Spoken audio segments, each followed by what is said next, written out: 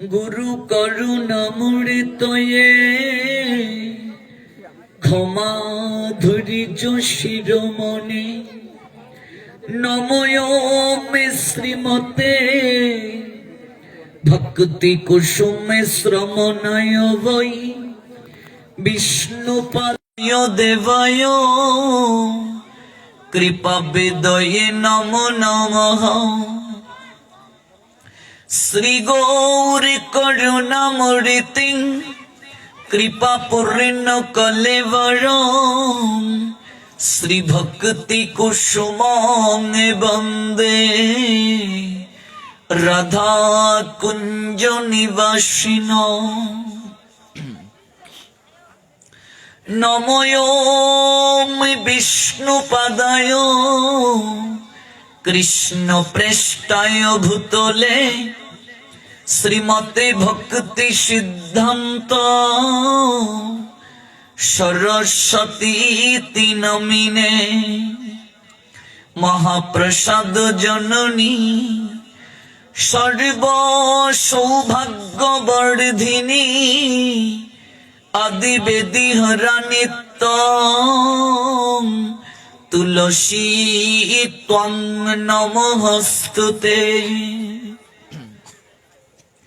আনন্দ লীলাময় বিগ্রহায় হেমাব দিব্য ছবি সুন্দরায় তস্মৈ মহাপ্রেম রস প্রদায় চৈতন্য চন্নিরায় নমো নমস্তে।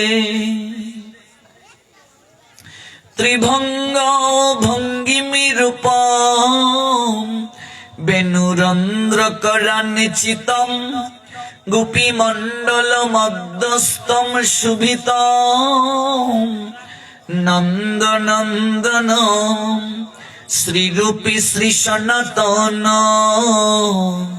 ভট্ট রঘুনাথ শ্রীজীব গোপাল ভট্ট দাসী রঘুনাথ। এই ছয় গোসাইরি করি চরণ বন্দন যাহা হতে বিঘ্ন নাশ অভীষ্ট পূরণ।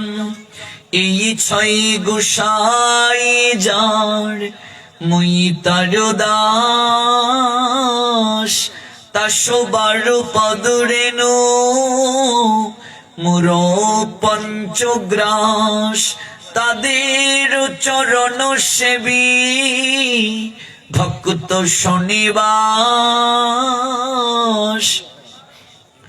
জনমে জনমে মোর এই অভিলাষ এই ছয় গোসাই প্রভু মুরে কর দয়া চরণে শরণ নিলাম দাও পদ ছায়া। এই ছয় গোসাই যবে ব্রজে কৈলাবাস রাধা কৃষ্ণের নিত্য লীলা করিলা প্রকাশ। মনিরানন্দে বলহরি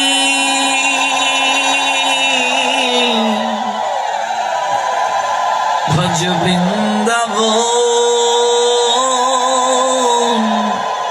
শ্রী গুরু বৈষ্ণব পদে মজাই মন।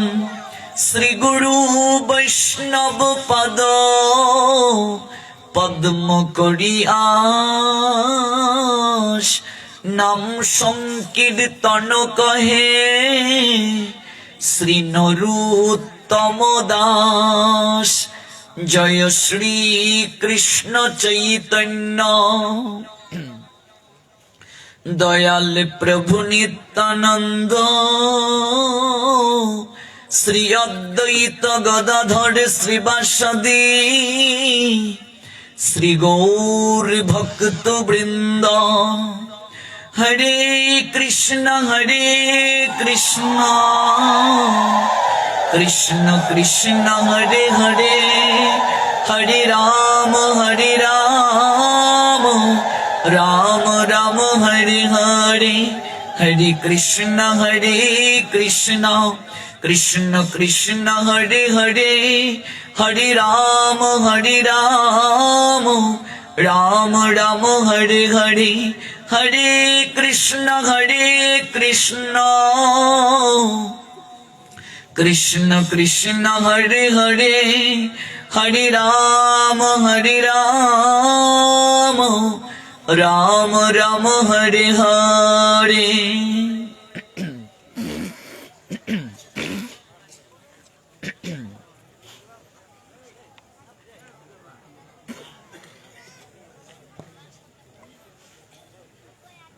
বিশ্ব শান্তি এবং সর্বজীবীর মঙ্গল কামনায় শ্রী শ্রী ভৈমী একাদশী তিথি উপলক্ষে 3 দিন ব্যাপী সর্বসাক্ষী সর্ববিরাজমান সর্বক্ষমতার অধিকারী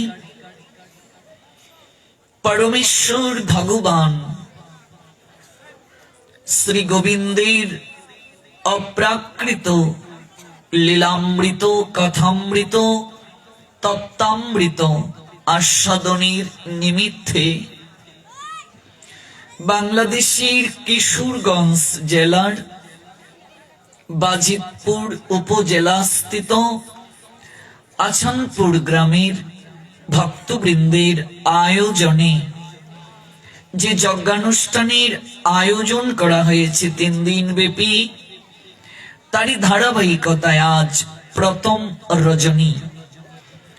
আজকের এই প্রারম্ভিক রজনীতে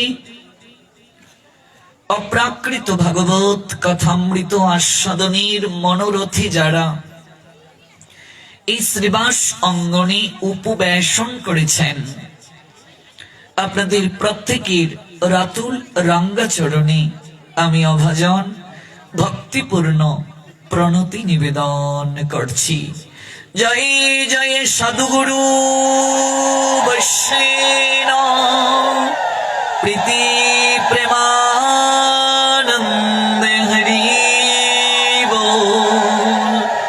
জয় জয় শ্রী রাধে শ্যাম বঞ্চা কল্পতরুভ্যশ্চ কৃপা সিন্ধু বয়বচ পতিতানাং পাবনেভ্যো বৈষ্ণবেভ্যো নমো নমঃ।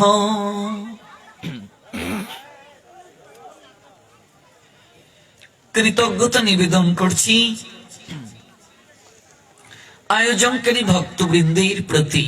এই আছানপুর গ্রামের ভক্তবৃন্দ যাদের উদ্যোগে এই 3 দিন ব্যাপী যজ্ঞানুষ্ঠানের শুভ সূচনা হলো, আমি প্রত্যেকের প্রতি কৃতজ্ঞতা অঞ্জলি নিবেদন করছি।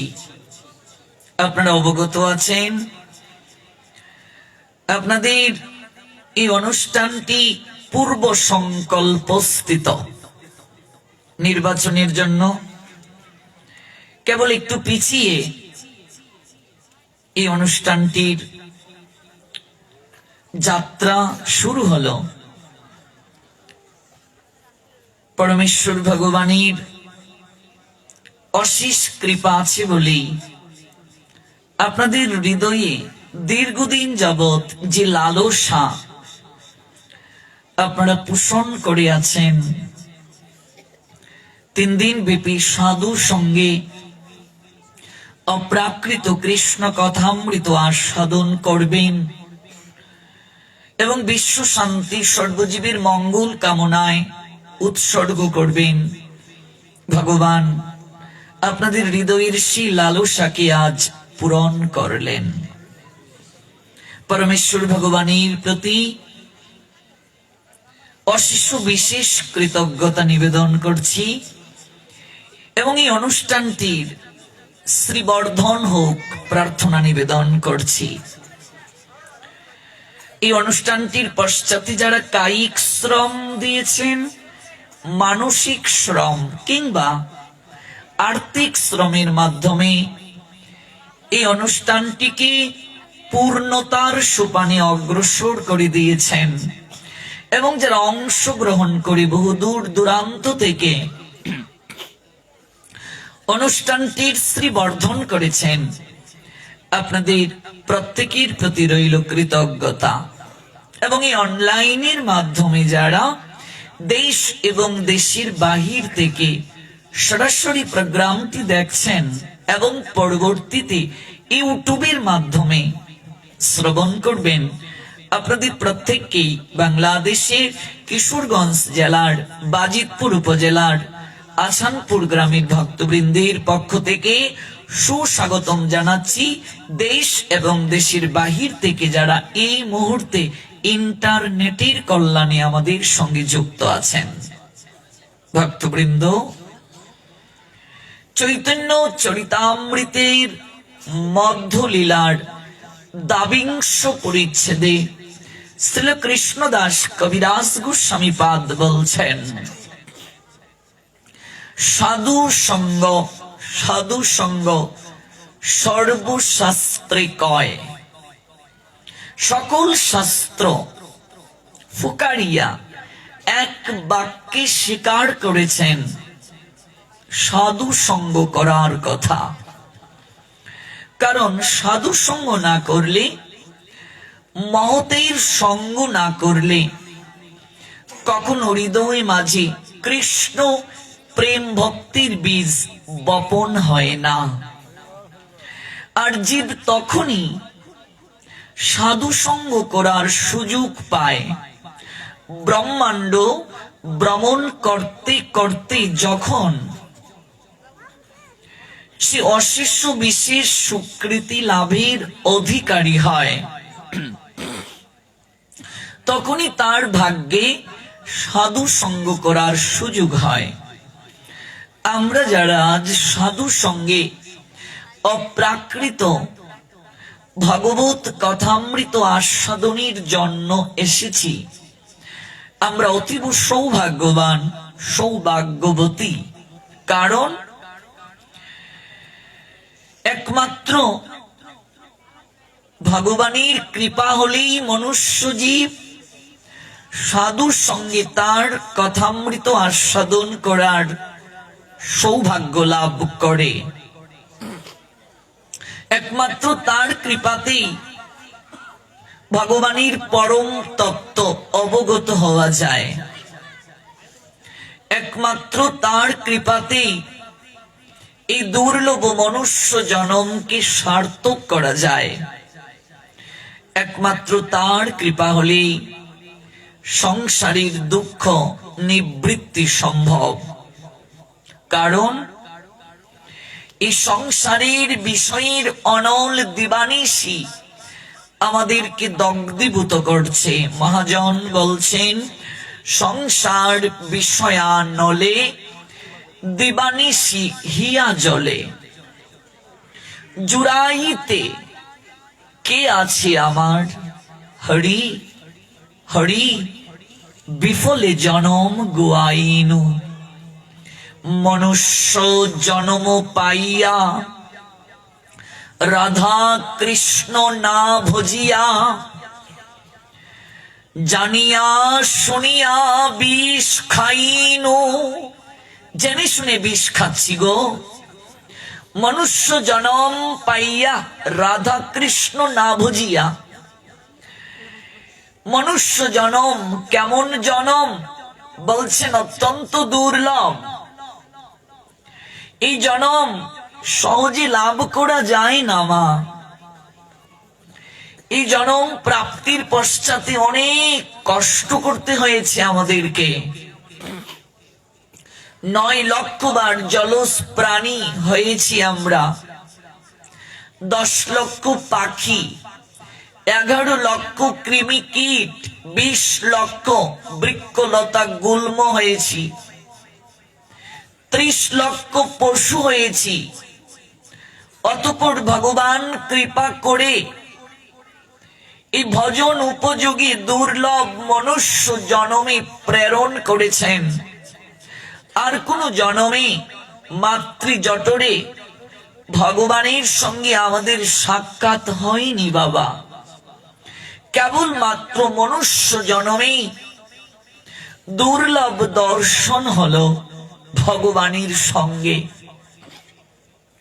সেখানে আমরা প্রতিশ্রুতিতে আবদ্ধ হয়েছিলাম, প্রভু গো, বহু জঠর পরিক্রমা করেছি, তোমাকে কখনো দর্শনের সুযোগ হয়নি। কৃপা করে তুমি এই দর্শন প্রদান করলে। এথা তাকি শ্রীরূপ দর্শী বাড়ি চাই। আমি কোথাও যেতে চাই না প্রভু, আমি এখানে থেকেই তব শ্রীরূপ দর্শন করতে চাই। ভগবান তখন বললেন, তা তো হবে না, তোমাকে যেতে হবে, নতুবা তোমার কারণে তোমার মাতৃদেবীর দেহ নিপাত হবে, আর তোমাকে পুত নামক নরকে যেতে হবে। সেদিন প্রতিশ্রুতিতে আবদ্ধ হয়ে তোমার সকল কথা মানব বলে কথা দিয়েছিলাম গোবিন্দের নিকটে, যে কারণে আমাদেরকে মানব বলা হয়। মানব বলে কথা দিয়েছি প্রভু, তোমার সকল আইন মানব, তোমার আদেশ মানব। মানব বলে প্রতিশ্রুতিবদ্ধ হয়ে এই ভবের হাটে আসলাম কেনা বেচা করার জন্য। পুঁজি 16 আনা নিয়ে আসলাম। তাহলে একবার ভাবুন বাবা, পুঁজি আনলাম 16 আনা, লাভ করিবার আসে, কিন্তু এই ভবের হাটে কেনা বেচা করতে গিয়ে সেই 16 আনা পুঁজি দিয়ে আমি আরো যে শ্রী বৃদ্ধি করব তা না করে মূলধনটাই হারিয়ে ফেললাম। মহাজন বললেন, পুঁজি আনলাম 16 আনা, লাভ করিবার আসে, আমার আসলে আসল মিলে না, মহাজন বুঝাবো কি দিয়ে? সকল কিছু হারিয়ে ফেললাম। মহাজন আজ আক্ষেপ করছেন, কোন কামিনী আর কাঞ্চন পাইয়া মনরে রইয়াছ তুমি কামিতে মজিয়া? তুমি যে কথা দিলে সেই কথা ভুলে গেলে, কোন কামিনী আর কাঞ্চন পাইয়া রহিলে তুমি কামেতে মজিয়া? শেষের দিনে যমদূত নেবে তোমার হাতে পায়ে বান্ধিয়া। ভেবেছ কি? গণার দিন চলে যাচ্ছে গো মা, গণার দিন চলে যাচ্ছে। কখন যে কার ডাক এসে যায় কেউ বলতে পারে না। এটা পচা শরীর, যে কোনো মুহূর্তে এই শরীর নিপাত হয়ে যায়। রোগ ব্যাধি যন্ত্রণা জড়া, এটা দেহের ধর্ম, এগুলো আঁকড়ে ধরছে প্রতিটা মুহূর্তে আমাদেরকে। কখন জানি প্রাণ পাখিটা বের হয়ে যায় গো। মরতে তো হবেই সবাইকে, তবে মৃত্যুর জন্য প্রস্তুতি নিচ্ছি তো। কি নিয়ে যাব? কথা যে দিলাম, কি করছি এখানে? ছিলাম কোথায়? এলাম কোথায় বাবা? যাব কোথায়? ভবের মাঝে আসা যাওয়া, তোমায় ডাকা হলো না। যা মানবো বলে বলেছিলাম কিছুই মানা হলো না। যা বলবো তোমায় তাহা বলা হলো না। যা মানবো মানা হলো না, যা করব তা করা হলো না। দিন কাটালাম অবহেলায়। একবার ভাবুন বাবা, ব্যবসায়ী দিন শেষে সন্ধ্যাবেলায় একটু হিসাব করে সারাদিন কি কেনা বেচা করা হলো। মাস শেষে একটি হিসাব করে বছর শেষে হালকাতা করে।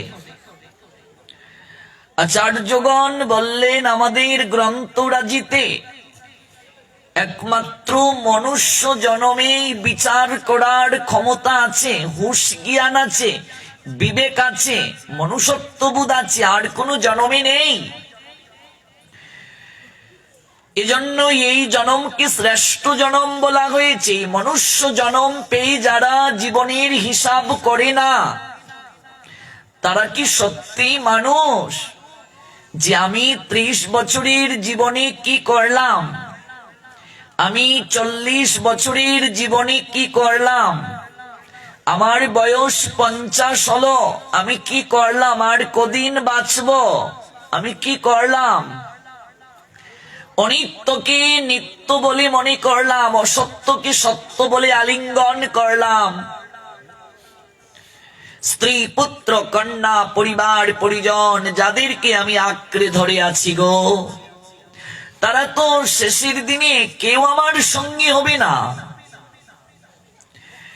আমি যেভাবে এসেছি যাব তো সেভাবে, কিন্তু সেই সময়ে অন্ধকার জগতে আমার যিনি সঙ্গী হবেন, আমার যিনি পরম বান্ধব হবেন, সেই পরম দয়াল, অনাদিরও আদি, সর্বসাক্ষী, সর্ববিরাজমান, সর্বক্ষমতার অধিকারী পরমেশ্বর ভগবান শ্রী গোবিন্দের সঙ্গে আমি কি সম্পর্ক করতে পেরেছি?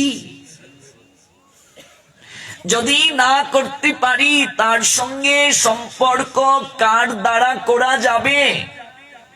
এখনই আমাকে করতে প্রয়াস করা আবশ্যক।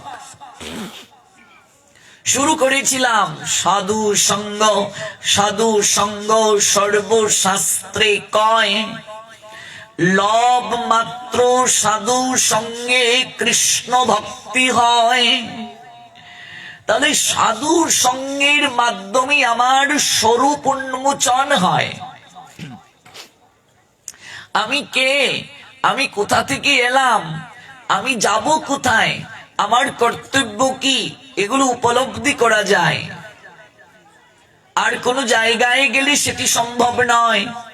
কারণ ভগবান কোথায় থাকেন? ভগবান বলছেন, আমি সাধুগণের আশ্রয়ে থাকি, আমার ভক্তগণ যেখানে আমিও সেখানে। কৃষ্ণ কোথায় মা? কৃষ্ণ আছেন কৃষ্ণ কথায়, কৃষ্ণ কথা যেখানে কৃষ্ণ সেখানে। ভক্ত যেখানে, সাধু যেখানে, ভগবান সেখানে। এই জন্য সাধু সঙ্গে গেলে আমার স্বরূপ জানা যাবে, সর্বসিদ্ধি প্রাপ্তি হবে, কৃষ্ণ প্রেম ভক্তি লাভ হবে। আর সেই সাধু সঙ্গে হরিকথা শ্রবণের আয়োজন করা হলো 3 দিন ব্যাপী। প্রতিদিন আমরা যারা এই সাধু সঙ্গে এসে অপ্রাকৃত কথা শ্রবণ করব, আশা নয়, বিশ্বাস করুন, আমি আমার জীবনের অভিজ্ঞতা থেকে বলছি, আপনার জীবন ধন্য হবে। অন্তত এই 3 দিন শ্রবণের পর একটা কোনো কার্য করতে গিয়ে আপনার বিচার করার ক্ষমতা লাভ হয়ে যাবে যে এই কার্যটা ঠিক না ঠিক নয়। এই কিশোরগঞ্জ জেলায় আমি বহু বছর যাবৎ হরিকথা প্রবচনে আসছি। আপনাদের এই বাজিতপুর উপজেলায় বহু জায়গায় পাঠ করেছি। যারা নিয়মিত আমার পাঠ শ্রবণ করতে যান, অনেকেই সুপরিচিত। আমার মনে হচ্ছে মুখমণ্ডল গুলো পরিচিত লাগছে, কারণ আপনারা সব সময় যান। বলুন, এই সাধু সঙ্গে যাওয়ার আগে, পাঠ শ্রবণের আগে আপনি যেমন ছিলেন, সাধু সঙ্গ করে পাঠ শ্রবণ করে আগের থেকে কি কিছুটা পরিবর্তন হয়নি? অবশ্যই হয়েছে, কারণ সাধু সঙ্গই পারে আমাকে পরিবর্তন করতে। কিংবা আপনি হয়তো 100 ভাগ নিজেকে পরিবর্তন করতে পারেননি, কিন্তু একটা খারাপ কাজ করতে গিয়ে আপনার বিবেকে নিশ্চয়ই বাধা দেয় এখন, কিংবা আপনার মনে হয় এই কার্যটা ঠিক নয়। এই যে আপনার মাঝে একটা বাধা, বিচার করার ক্ষমতা এসে গেছে, এটা কিসের প্রভাবে, এটা কিসের ফল? এটাই হলো সাধু সঙ্গের ফল। ওই সাধু সঙ্গে যাওয়ার কারণে আপনার মাঝে এই অনুভূতি জাগ্রত হয়ে গেছে, এই অনুভব হৃদয়ে জাগ্রত হয়ে গেছে। কারণ সাধুগণ সাধারণ কেহ নয়, তারা ভগবানের নিকটের জন। আর ভগবান বলছেন, আমারই ভজিবার যার আছে অভিলাষ, সে ভজুক আমার মঙ্গল প্রিয় দাস। আমাকে ভজন করার যার ইচ্ছে আছে তাকে ভজন করো প্রথমে, যে আমার মঙ্গল প্রিয় দাস। তাহলে ভগবানের মঙ্গল প্রিয় দাস কে? সাধুগণ, বৈষ্ণবগণ, ভক্তগণ। গোবিন্দ কহেন মম বৈষ্ণব পরাণ, বৈষ্ণব হৃদয়ে সদা মুই করি বিশ্রাম। ভগবান বলছেন, বৈষ্ণব আমার প্রাণ গো, আমি তার হৃদয়ে সতত বিশ্রাম করি। মনে রাখবে, সাধুগণের সঙ্গে যুক্ত থাকলে মুক্তি প্রাপ্তি হয়, যুক্ত থাকলে মুক্ত মিলে। আপনি অনেক পাপাচারী মনে করুন, আমি অনেক পাপ কার্য করেছি মনে করুন, অসৎ কার্য করি মনে করুন, নেশা করি মনে করুন, খারাপ কার্য করি মনে করুন, এরপরও আমি আপনি যদি সাধুগণের সঙ্গে থাকি, সাধু সঙ্গ করি, হরি কথা শ্রবণ করতে যাই, দেখবেন ধীরে ধীরে ওই হরি কথার শক্তিতে একদিন না একদিন ওই খারাপ সঙ্গ থেকে আপনা থেকেই বের হয়ে আসতে পারবো। জোর করে কিছু হয় না। আজকাল অনেক আলোচক আছেন যারা জোরপূর্বক পরিবর্তনের কথা বলেন, কিন্তু আমার ভাগবত সেটিকে অনুমোদন দেননি। ভগবানের কথাই আপনাকে পরিবর্তন করবে। শুনতে থাকুন শ্রীমৎ ভাগবত, শুনলেই মঙ্গল হবে।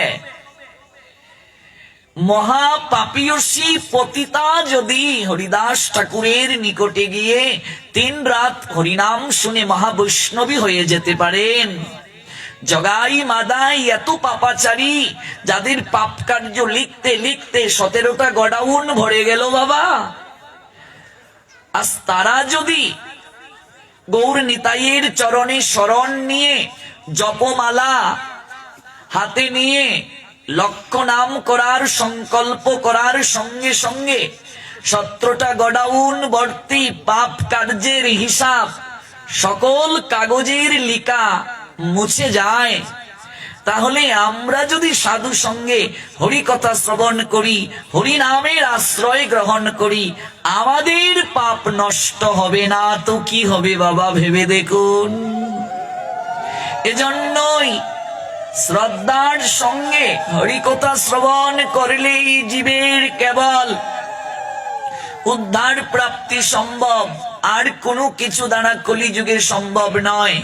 ভগবান থেকে তার নামের শক্তি বেশি, নাম থেকে তার কথার শক্তি বেশি, কথা থেকেও তার ভক্তের শক্তি বেশি, আর ভক্ত থেকেও ভক্তের, শুদ্ধ ভক্তের চরণ ধুলির শক্তি বেশি।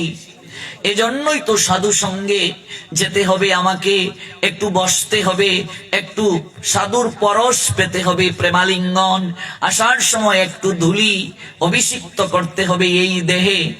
এমন করে সাধু সঙ্গ করতে করতে, সাধুর চরণধুলি মাখতে মাখতে, প্রেমালিঙ্গন করতে করতে জীবনে কোন দিন যে আপনার শুদ্ধ কোনো ভক্তের পরশ পাওয়া হয়ে যাবে, শুদ্ধ ভক্তের চরণধুলিতে অভিষিক্ত হওয়া যাবে, সেদিন আপনার জীবন ধন্য হয়ে যাবে। সেদিন আপনি অবাক হয়ে যাবেন, আপনি কি ছিলেন আর কি হয়ে গেলেন, আপনার জীবনটা কোথায় ছিল আর আপনি কোথায় চলে এলেন। একমাত্র সাধু কৃপাতেই সম্ভব। সাধু কৃপা ব্যতীত আর কোনো কিছু দ্বারা সেই প্রাপ্তি সম্ভব নয়। এজন্যই শাস্ত্র বললেন, লব মাত্র সাধু সঙ্গে সর্বসিদ্ধি হয়। সাধুগণ পরম বান্ধব আমাদের গো বাবা। সাধুগণ পরম বান্ধব, তারা আমাদের কাছের জন, তারা দাঁড়ে দাঁড়ে আমাদের কল্যাণের জন্য ঘুরে বেড়ান। মহন্তের স্বভাব হয় তারিতে পামর, নিষ্কার্য নাই তবু যায় পরের ঘর। সাধুগণ আসেন, কিন্তু আমার কি রতিমতি আছে সাধু সঙ্গ করার, সাধু সেবা করার? যদি না থাকে তাহলে আমি বঞ্চিত হব। কিরূপে পাইব সেবা মুই দুরাচার, শ্রী গুরু বৈষ্ণবের রতি না হইল আমার। এই যে আক্ষেপ, নরোত্তম দাস ঠাকুরের আক্ষেপ গো। জমিদারের সন্তান তিনি, সোনার পালঙ্কের শয়ন সুখকে তিনি ত্যাগ করলেন। একটাই হৃদয়ে লালসা। লালসাটা কি বাবা? তেজিয়া শয়ন সুখ বিচিত্র পালঙ্ক, কবে ব্রজের ধুলায় ধূসর হবে মোর অঙ্গ। আমার কবি সেই দিন হবে। আপনারা রাজশাহী জেলার নাম নিশ্চয়ই শুনেছেন, গোদাগাড়ি উপজেলা খেতুরি গ্রাম। জমিদারির সন্তান নরোত্তম দাস ঠাকুর, এত বড় জমিদারির সন্তান, বাল্যকাল থেকেই তিনি বৈরাগ্য হৃদয়ে লালন করেছেন বাবা। এত বড় জমিদারির সন্তান, কি অভাব তার? সকল কিছুই তো আছে,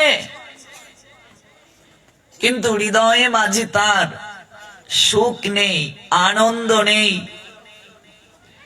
মাঝে মাঝে ঘুমের ঘুরে তিনি চিৎকার করে উঠেন। আমরা তো সবাই সুখী হতে চাই গো মা। সংসারে সুখ কেনা চাই বলুন? সুখের আশায় আমরা হন্যে হয়ে ঘুরছি, কিন্তু আদৌ কি সুখ পাই? মাঝে মাঝে যাকে সুখ বলছি সেটা অলিক, অনিত্য, নিত্য নয়, স্থায়িত্ব নাই। নদীর এপার ছাড়িয়া কহি নিঃশ্বাস, ওই পারেতে স্বর্গ সুখ আমার বিশ্বাস। এপারের লোক মনে করে ওই পারে যারা আছে ওরা সুখে আছে, আর ওই পারের লোক মনে করছে ওই পারে যারা আছে সুখে আছে, কিন্তু কেউ জগতে সুখী নাই। মানুষ বারংবার সুখ খুঁজে গো। পক্ষান্তরে মানুষ সুখময়কেই খুঁজে, কারণ কৃষ্ণ বিনা সুখ দিতে নাহি অন্য জন। চৈতন্য চরিতামৃত গ্রন্থ বললেন, থাকিলে বা বিদ্যাকুলে কোটি কোটি জন, কেউ সুখ দিতে তোমাকে পারবে না। কৃষ্ণ যদি সুখ না দেন, কৃষ্ণ যদি পরমানন্দ না দেন, কেউ আনন্দ দিতে পারবেন না। জমিদারের সন্তান, তার হৃদয়ে মাঝে একটাই দুঃখ, একটা অশান্তি, একটা যন্ত্রণা কাজ করে। ঘুমের ঘুরে তিনি চিৎকার করে উঠেন, কাহা গেলে তোমায় পাই? তোমাকে কোথায় পাবো? কোথায় আছো তুমি? কেন আমার এই দুঃখ প্রভু? এইভাবে ঘুমের ঘুরে তিনি চিৎকার করে উঠেন। পরম দয়াল নিত্যানন্দ প্রভু একদিন মধ্যরাত্রিতে নরোত্তম দাস ঠাকুরকে স্বপ্নে দর্শন দিলেন। ওহে নরু, আমি তোমায় সুখের সন্ধান দিতে এসেছি। তোমার এত কিছু থাকার পরও যে হৃদয়ে মাঝে দুঃখ, তার কারণ কৃষ্ণ প্রেম ধন না প্রাপ্তি। কৃষ্ণ প্রেম ধন যে লাভ করতে পারলো না, সেই জগতে দুঃখী। মহাপ্রভু জানালেন, কৃষ্ণ ধন বিনা ব্যর্থ দরিদ্র জীবন, দাস করি বেতন মুড়ে দেহ প্রেম ধন। কৃষ্ণ প্রেম ধন বিনা ব্যর্থ দরিদ্র জীবন, তার জীবন ব্যর্থ হয়ে গেছে বাবা। তার মতো দরিদ্র কেউ নাই, অভাবী কেউ নাই যে কৃষ্ণ প্রেম ধন লাভ করতে পারলো না। কিন্তু সেই প্রেম ধন কার কাছে আছে? কোথায় গেলে পাবে? আপনি পদ্ম পুষ্প আনবেন কানন থেকে,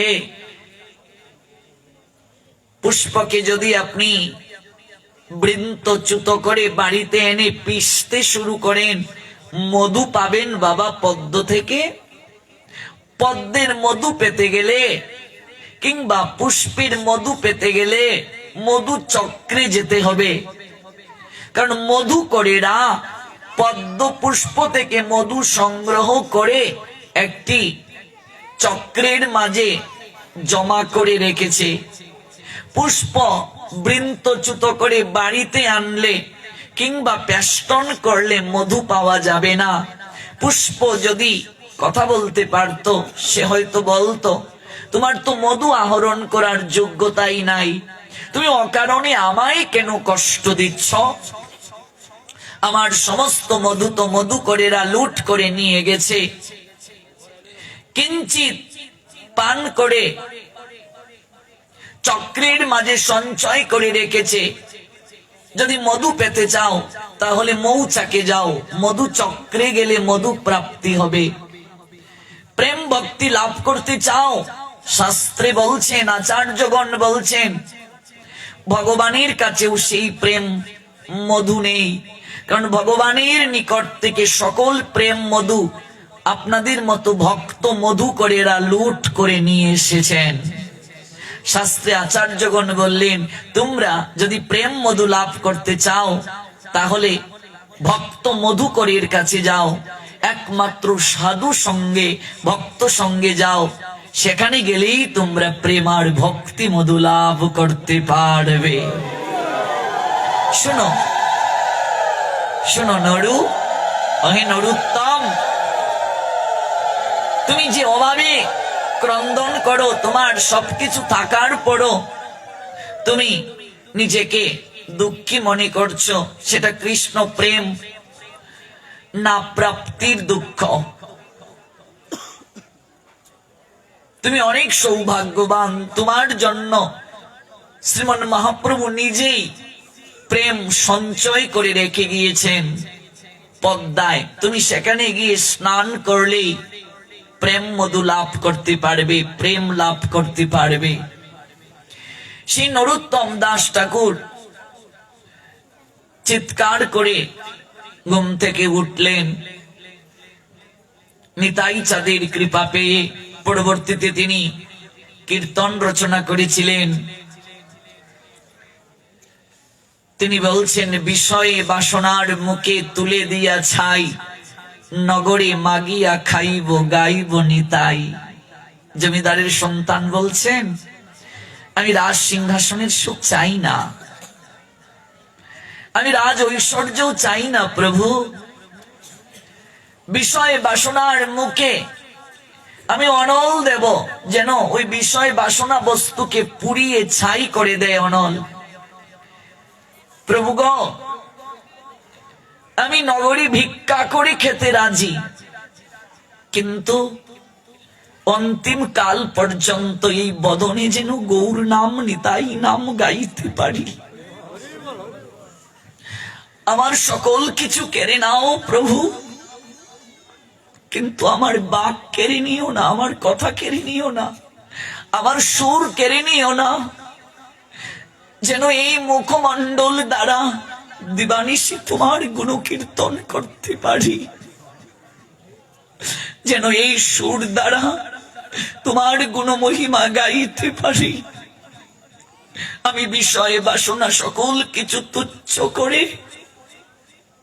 আমি নগরী ভিক্ষা করতে রাজি। হে নিতাই চাঁদ, তুমি আমায় এই কৃপা করে যাও, এই বদনে যেন আমি অন্তিম কাল পর্যন্ত গৌর নাম নিতাই নাম কৃষ্ণ নাম গাইতে পারি। ছাড়িয়া শয়ন সুখ বিচিত্র পালঙ্ক, কবি ব্রজের ধুলায় ধূসর হবে মোর অঙ্গ।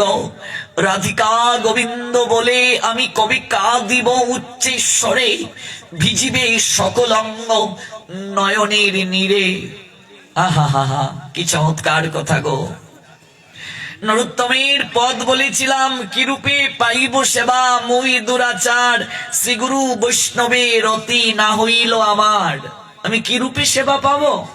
আমি দুরাচার, আমি বিষে মজে রইলাম। শ্রীগুরু সর্বপ্রথমেই গুরুদেব, তারপর বৈষ্ণব। শ্রীগুরু বৈষ্ণব পদে আমার রতি জাগলো না। নিতাই চাঁদের কৃপা পেয়ে ছুটলেন পদ্মার অভিমুখে, যে পদ্মায় আমার গৌর হরি নরোত্তমের জন্মের পূর্বেই প্রেম সঞ্চয় করে রেখে দিয়েছেন। আর পদ্মাকে বলেছিলেন, ওগো পদ্মা, আমার নরু যেদিন আসবে তোমার বক্ষে অবগাহিত হতে, ওই প্রেম তুমি যত্ন করে রেখো। আমার নরোত্তমকে এলে তুমি তাহা প্রদান করিও। পদ্মা সেদিন বলে উঠেছিল, প্রভু গো, আমার অঙ্গে তো কতজন আসে স্নাত হতে, পঙ্কিলতা দূর করতে, কিন্তু তোমার নরোত্তমকে আমি চিনব কি করে প্রভু? মহাপ্রভু সেদিন বলেছিলেন, যাহার পরশে তুমি উঠিবে উছলিয়া। এই যে বললাম যে সাধু চরণ ধুলির ক্ষমতা, যাহার পরশে তুমি উঠিবে উছলিয়া। যখন নরোত্তম আমার ভক্ত এসে তোমার অঙ্গে চরণ রাখবে, আর সেই চরণ ধুলি পেয়ে তুমি প্রেমে ঢেউ খেলতে শুরু করবে, উর্মিজাল সৃষ্টি হবে। কারণ শুদ্ধ ভক্তের চরণ ধুলিতে তোমার লহরী জাগবে হৃদয়ে। তুমি জানবে সে নরোত্তম, তাকে তুমি প্রেম ধন দান করিও। নরোত্তম ঘুম থেকে উঠে ছুটলেন পদ্মার অভিমুখে। তখনও অন্ধকার যায়নি ভালো করে, তখনও অন্ধকার যায়নি, পাখিরাও জাগেনি গো। রাজপুত্র রাজপালঙ্ক ত্যাগ করে পদ্মার অভিমুখে ছুটলেন স্নান করার জন্য। নয়নে কৃষ্ণ প্রেম বাড়ি, বদনে কৃষ্ণ নাম। ছুটছেন তিনি। বৃক্ষগুলো, ওদের তো ভাষা নাই, ওরা তো চলতে পারে না। আচার্যগণ লিখলেন বৃক্ষগণের হৃদয়ের কথা। বৃক্ষগুলো যেন বলছেন, বৃক্ষ তো আর বলতে পারে না, শাস্ত্রকারগণের অনুভব। আর শাস্ত্রকারগণ যেন বৃক্ষের হৃদয়ের কথা বলছেন। আহা নরোত্তম, তুমি দুর্লভ জনম, মনুষ্য জনম পেয়েছ, যে জনমে বিধাতা তোমাকে দুটো চরণ দিয়েছেন। ওই চরণ দ্বারা হেঁটে মন্দিরে যাওয়া যায়, সাধু সঙ্গে যাওয়া যায়। আমরা তো বৃক্ষকুলে জন্ম নিয়েছি, আমাদের চলার শক্তি নাই। আমরা রুদ্রে পুরি, বৃষ্টিতে ভিজি। আচার্যগণ বললেন, ওরে সংসারী মানুষ জীব, এই দুটো চরণ পেয়ে যদি চরণের সদ্ব্যবহার না করিস, তোরা সৎ জায়গায় যদি না যাস, এই চরণ দ্বারা হেঁটে মদের দোকানে যাওয়া যেতে পারে, যাত্রার মঞ্চে যাওয়া যেতে পারে, অসৎ জায়গায় যাওয়া যেতে পারে। আবার এই চরণ দ্বারা হেঁটে সাধু সঙ্গেও যাওয়া যায়, মন্দিরেও যাওয়া যায়, ভক্ত গৃহে গুরু গৃহেও যাওয়া যায়। আবার এই চরণ দ্বারা কৃষ্ণ বলে নৃত্যও করা যায়। এই দুটো বাহু তুলে হরিবল বলে নৃত্য করা যায়। এই মনুষ্য জন্মে তো তোমরা পেলে চরণের সদ্ব্যবহার করার সুযোগ। বৃক্ষগণ যেন খেদ করছে, নরোত্তম তোমার সৌভাগ্য, তুমি প্রেম প্রাপ্তির জন্য যাচ্ছ এই দুটি চরণ দ্বারা। আমরা তো চলতে পারি না, আমরা রুদ্রে পুরি, বৃষ্টিতে ভিজি, এক জায়গায় শিকড় দ্বারা মৃত্তিকাকে ধারণ করে আটকে আছি।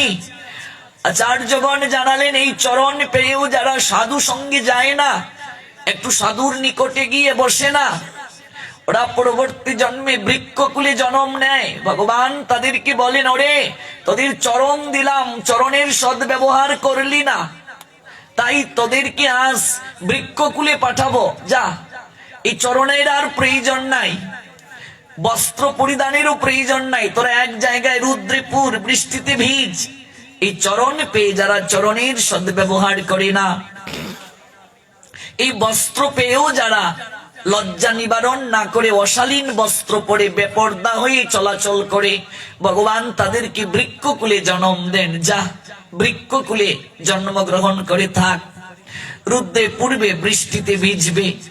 অহংকারী ব্যক্তি যারা যারা এই দেহের সদ্ব্যবহার করে না, তারাই বৃক্ষজনি প্রাপ্ত হয়। বৃক্ষগণ যেন আস্খেদ করছে, নরোত্তম তোমার কত ভাগ্য, তুমি আজ কৃষ্ণ প্রেম প্রাপ্তির জন্য ছুটছ। আমরা তো আজ সাক্ষী হয়ে আছি, আমরা তো আর যেতে পারছি না, তবে মহৎ কৃপা হলে কিনা হয়, অনুরুত্তম তুমি ওই কৃষ্ণ প্রেম প্রাপ্তি হওয়ার পর একটু কৃপা করে আমাদেরকেও কৃপা করিও, আমাদেরকেও বঞ্চিত করিও না। ও বাবা, মহাপ্রভু হরিদাসকে বলেছিলেন উচ্চেশ্বরী হরিনাম করবে। হরিদাস জিজ্ঞেস করেছিলেন মহাপ্রভুর সঙ্গে কথোপকথন হচ্ছে, নামের আচার্য তো হরিদাস। হরিদাস জিজ্ঞেস করেছিলেন প্রভু, কলিহত জীবের উদ্ধারের প্রক্রিয়া কি? শুনো শুনো নিত্যানন্দ, শুনো হরিদাস, সর্বত্র আমার আজ্ঞা করহ প্রকাশ, প্রতি ঘরে ঘরে গিয়ে করো এই ভিক্ষা, ভজ কৃষ্ণ কহ কৃষ্ণ লহ কৃষ্ণ শিক্ষা। প্রত্যেক ঘরে ঘরে যাবে, দাঁড়ে দাঁড়ে যাবে, হাতে ধরবে, পায়ে ধরবে, আলিঙ্গন করবে, জড়িয়ে ধরবে। আমার শ্রীমান মহাপ্রভুর শিক্ষা কি? যার ভালে, ভাল মানে কি? কপাল, কপালে তিলক দেখবে, কণ্ঠে মালা দেখবে, তাকেই বুকে জড়িয়ে ধরবে। সাধু সঙ্গে এসে কি করবে? একে অপরের সঙ্গে আলিঙ্গন করবে, একটু আঙ্গিনার ধূলিকণা নিয়ে যাবে, যাওয়ার সময় একটু প্রসাদ নিয়ে যাবে, দেহের প্রসাদ আর আত্মার প্রসাদ কৃষ্ণ কথা, দেখবে তাতেই জীবন ধন্য হয়ে গেছে। এর থেকে আর জীবনে বড় প্রাপ্তি কিছু নেই। সর্বত্র আমার আজ্ঞা প্রকাশ করবে গিয়ে, মহাপ্রভু বললেন প্রতি ঘরে ঘরে যাও, করো গিয়ে এই ভিক্ষা, ভিক্ষা করো। কি ভিক্ষা করবে? আমারই কিনিয়া লহ, আমায় নিয়ে যাও, কিন্তু তোমরা একবার বদনে হরি বলো। নিতাই চাঁদ মহাপ্রভুর সেই আজ্ঞা পালন করেছিলেন। নিতাই চাঁদ তিনি হাতে ধরে পায়ে ধরে কৃষ্ণ নাম করার শিক্ষা দিলেন। দিনন্তে গৌরাঙ্গীর নাম যে লয় একবার রে, আমি হই তার চিরাদিন, সে হই আমার প্রাণ রে।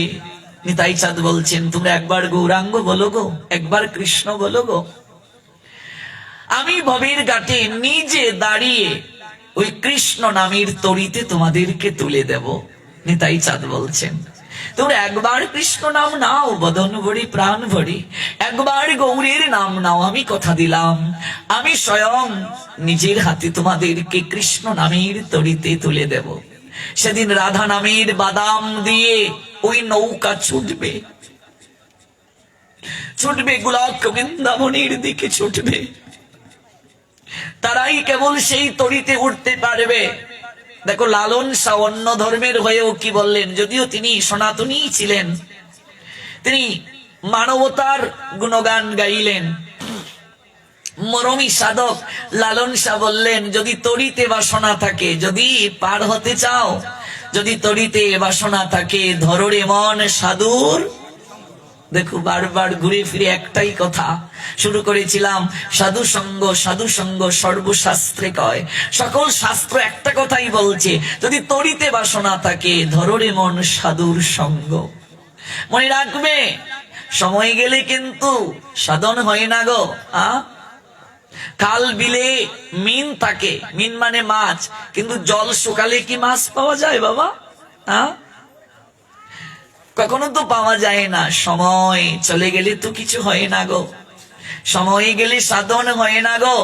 আমরা সংসারের মোহমায়ায় পতিত আছি, সাধু সঙ্গ করার রুচি নাই, অনেকের মতি নাই, হরিনামের প্রতি রতি নাই, মতি নাই। এই যে আজ একাদশী ব্রত, ভৈমী একাদশী, অত্যন্ত গুরুত্বপূর্ণ একাদশী। কজন করেছি বুকে হাত দিয়ে বলুন?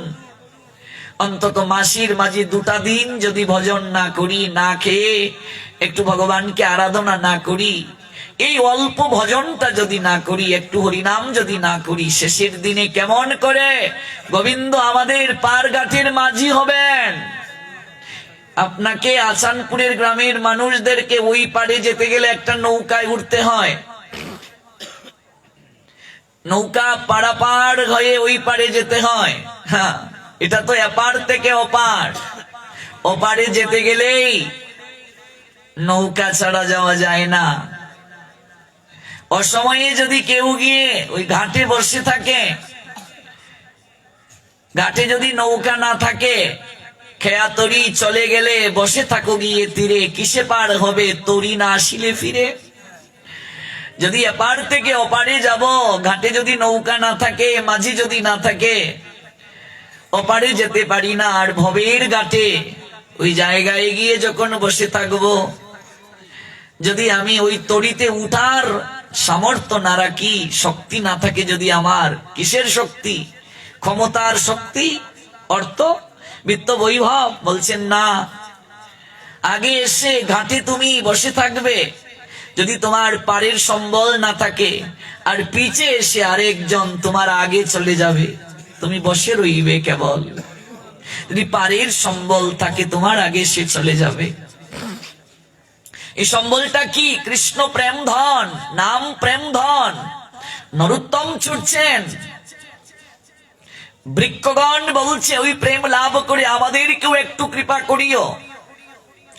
গৌর হরি হরিদাস ঠাকুরকে দিয়ে জগৎকে শিক্ষা দিলেন, কৃষ্ণ নাম যখন করবে উচ্চেশ্বরে, জপ যখন করবে উচ্চেশ্বরে, কর্ণে যেন শ্রবণ হয়।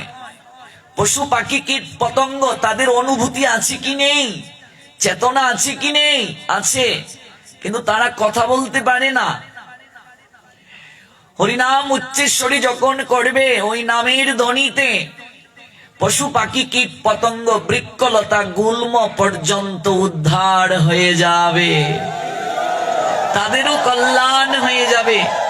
এই শব্দ তরঙ্গে, এই সাউন্ড বক্সের শব্দ তরঙ্গে যতদূর পর্যন্ত ধ্বনিটা যাচ্ছে, যতদূর পর্যন্ত কৃষ্ণ কথার ধ্বনি যাচ্ছে, এর আশেপাশে যতগুলো বৃক্ষ আছে তাদের জীবন আজ ধন্য হয়ে যাচ্ছে বাবা। যতদূর পর্যন্ত এই কৃষ্ণ নামের, কৃষ্ণ কথার ধ্বনি যাচ্ছে, আশেপাশের সকল বৃক্ষলতা গুল্ম ধন্যাতি ধন্য হয়ে যাচ্ছে। ও বাবা, নবদ্বীপে সিদ্ধ জগন্নাথ দাস বাবাজি মহারাজ যদি কখনো যাও, আছে ভজন কুটির, দর্শন করবে। তিনি সুরধনী গঙ্গার তীরে একটা খেলি কদম্ব বৃক্ষের নিচে বসে হরিনাম করতেন। হরিনাম করতে করতে সিদ্ধ হয়ে গেছেন তিনি, সাধনায় সিদ্ধি প্রাপ্তি হয়েছে তার।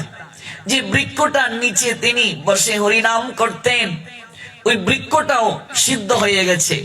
বারবার নামের ধ্বনি শুনে বৃক্ষটাও সিদ্ধ হয়ে গেছে। বৃক্ষটা কত ধন্য, তার নিচে বসে সিদ্ধ বাবা জপ করতেন, হরিনাম করতেন।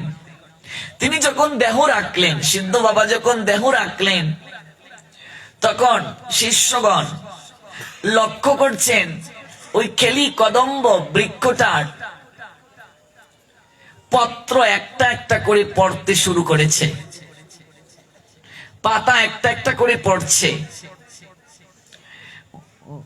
বৃক্ষটার বাকল উড়তে শুরু করেছে, আর সেই বৃক্ষটার গায়ের মাঝে হরে কৃষ্ণ মহামন্ত্র ধীরে ধীরে প্রকাশ হতে শুরু করেছে। বৃক্ষটার গায়ের মাঝে হরে কৃষ্ণ মহামন্ত্র ভাসতে শুরু করেছে, আর একটা একটা করে পত্র ঝরতে শুরু করেছে। কিছুদিনের মাঝে সকল পত্র পড়ে গেল, আর সেই বৃক্ষটাও মরে গেল। বৃক্ষটা যেন আক্ষেপ করছে, আমি আর বাঁচতে চাই না। এতদিন যিনি আমায় কৃষ্ণ নাম শ্রবণ করালেন, তিনি তো জগৎ থেকে চলে গেলেন। আজ থেকে কে আমায় কৃষ্ণ নাম শ্রবণ করাবে? তাই বৃক্ষটা কয়েকদিনের মাঝে দেহ রেখে গেল। বৃক্ষটার সকল পত্র ঝরে গেল, আর বাকল উঠে গায়ের মাঝে কৃষ্ণ নামাঙ্কিত প্রস্ফুটিত হলো। আর কিছুদিনের মাঝে বৃক্ষটা দেহ রাখলো। কাজে বৃক্ষের বাক নেই, কিন্তু উচ্চস্বরে যে আপনি হরি কথা বলছেন, হরি নাম করছেন, ওর তো চেতনা আছে, ওর মঙ্গল হয়ে যাবে। এই জন্য মহাপ্রভু বলেন উচ্চস্বরে হরি নাম করবে। জপ যখন করবে উচ্চস্বরে হরে কৃষ্ণ কৃষ্ণ কৃষ্ণ হরে হরে, হরে রাম রাম রাম হরে হরে। যারা কেবল নিজের জন্য হরিনাম করে, মহাপ্রভু বলেন ওরা হচ্ছে কৃপণ। আর যারা জগতের কল্যাণে হরিনাম করে ওরা হলো পরোপকারী। ওরা আত্ম কল্যাণের চিন্তায় মত্ত না, ওরা জগতের কল্যাণে নিজেকে সঁপে দিয়েছে, ওরাই শ্রেষ্ঠ। বৃক্ষগণ আকাঙ্ক্ষা করলো, শাস্ত্রকারগণ তাদের হৃদয়ের কথা প্রকাশ করলেন। নরোত্তম ছুটছেন, তখন পাকালিরা জেগেছে, একটু প্রভাত হয়ে যাবে। ঠিক সেই সময় পদ্মার তীরে গিয়ে নরোত্তম দাস ঠাকুর দণ্ডায়মান হলেন। ওই রাজশাহী জেলার গোদাগাড়ি উপজেলায় এখনো ওই পদ্মার তীরে প্রেমতলি নামক একটা জায়গা আছে। যদি কখনো আপনারা যান, দর্শন করে আসবেন। ওই ধাম যখন দর্শনে যাবেন, তখন আমার এই আজকের আস্বাদনটা আপনাদের মনে পড়বে।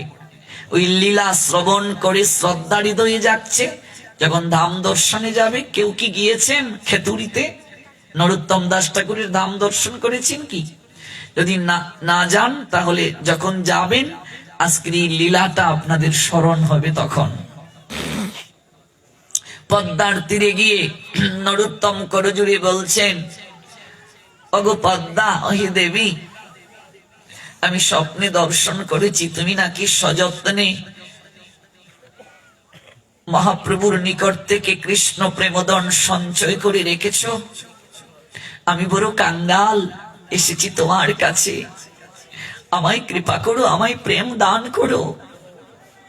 আমি জমিদারের তনয় হওয়ার পরও শান্তি পাই না, হৃদয়ে একটা দুঃখ, হৃদয়ে মাঝে অভিলাষ, আমি কবে কৃষ্ণ বলে নয়ন জলে ভাসব। আমি কবি বিপিনে বিনোদ খেলা, সঙ্গেতে রাখালির মেলা, আর তাদেরও চরণ দুলা মাখবো, আমার মনে অভিলাষ। অন্তিম কালে যমুনায় এই দেহটাকে বিকিয়ে দেব। হা রাধে শ্রী রাধে বলে রাধা কুণ্ডের তীরে আমি ঘুরে বেড়াবো। হা কৃষ্ণ প্রাণ কৃষ্ণ বলে আমি ব্রজের দুলায় গোড়াগড়ি করব। ওগো প্রেমময়ী কুণ্ডেশ্বরী রাধে, তুমি আমায় কৃপা করো, এই কথা বলে আমি রাধা কুণ্ডে ঝাঁপ দেব। কবে হবে আমার সেই দিন, তুমি আমায় প্রেম দান করো। এই কথা বলে নরোত্তম জলের মাঝে ডুব দিলেন। গায়ের বরণটা তার অনেকটা কৃষ্ণ বরণ ছিল। জল থেকে উঠার সঙ্গে সঙ্গে তার গায়ের বরণ সঙ্গে সঙ্গে গৌর বরণ হয়ে গেল। প্রেম লাভ করে দুটো বাহু তুলে নরোত্তম দাস ঠাকুর কৃষ্ণ কৃষ্ণ বলে আর হরিবল হরিবল বলে নাচতে শুরু করলেন। নাচতে শুরু করছেন হরিবল হরিবল বলে, আর কৃষ্ণ কৃষ্ণ বলে কাঁদতে শুরু করছেন। পদ্মার তীরে একটা বৃক্ষ ছিল, তমাল বৃক্ষ। ওই বৃক্ষটা শুকনা, পত্রগুলো ঝরে গেছে। প্রেমে উন্মত্ত হয়ে, প্রেমে মাতোয়ারা হয়ে নরোত্তম দাস ঠাকুর নাচতে নাচতে ওই বৃক্ষটাকে এসে আলিঙ্গন প্রদান করলো, বৃক্ষটাকে জড়িয়ে ধরলেন। আর ওই শুকনা তমাল বৃক্ষটাকে জড়িয়ে ধরার সঙ্গে সঙ্গে শুকনা তমাল বৃক্ষটা জীবন্ত হয়ে উঠল। বলছিলাম বাবা, সাধু সঙ্গে কিনা হয়, মহতের কৃপায় কিনা হয়। মহৎ কৃপা বিনা সংসারী কখনো প্রেম লাভ হয় না, কৃষ্ণ কৃপা লাভ হয় না গো। আমরা সংসারী মানুষ, আমরা এত কঠিন ভজন করতে পারবো না। আমরা সংসারকে রেখে দূরেও যেতে পারবো না, দায়িত্বকে রেখেও পালাতে পারবো না, কর্তব্যের শিকলকে কখনো মুক্তির সোপানে নিয়ে যেতে পারবো না।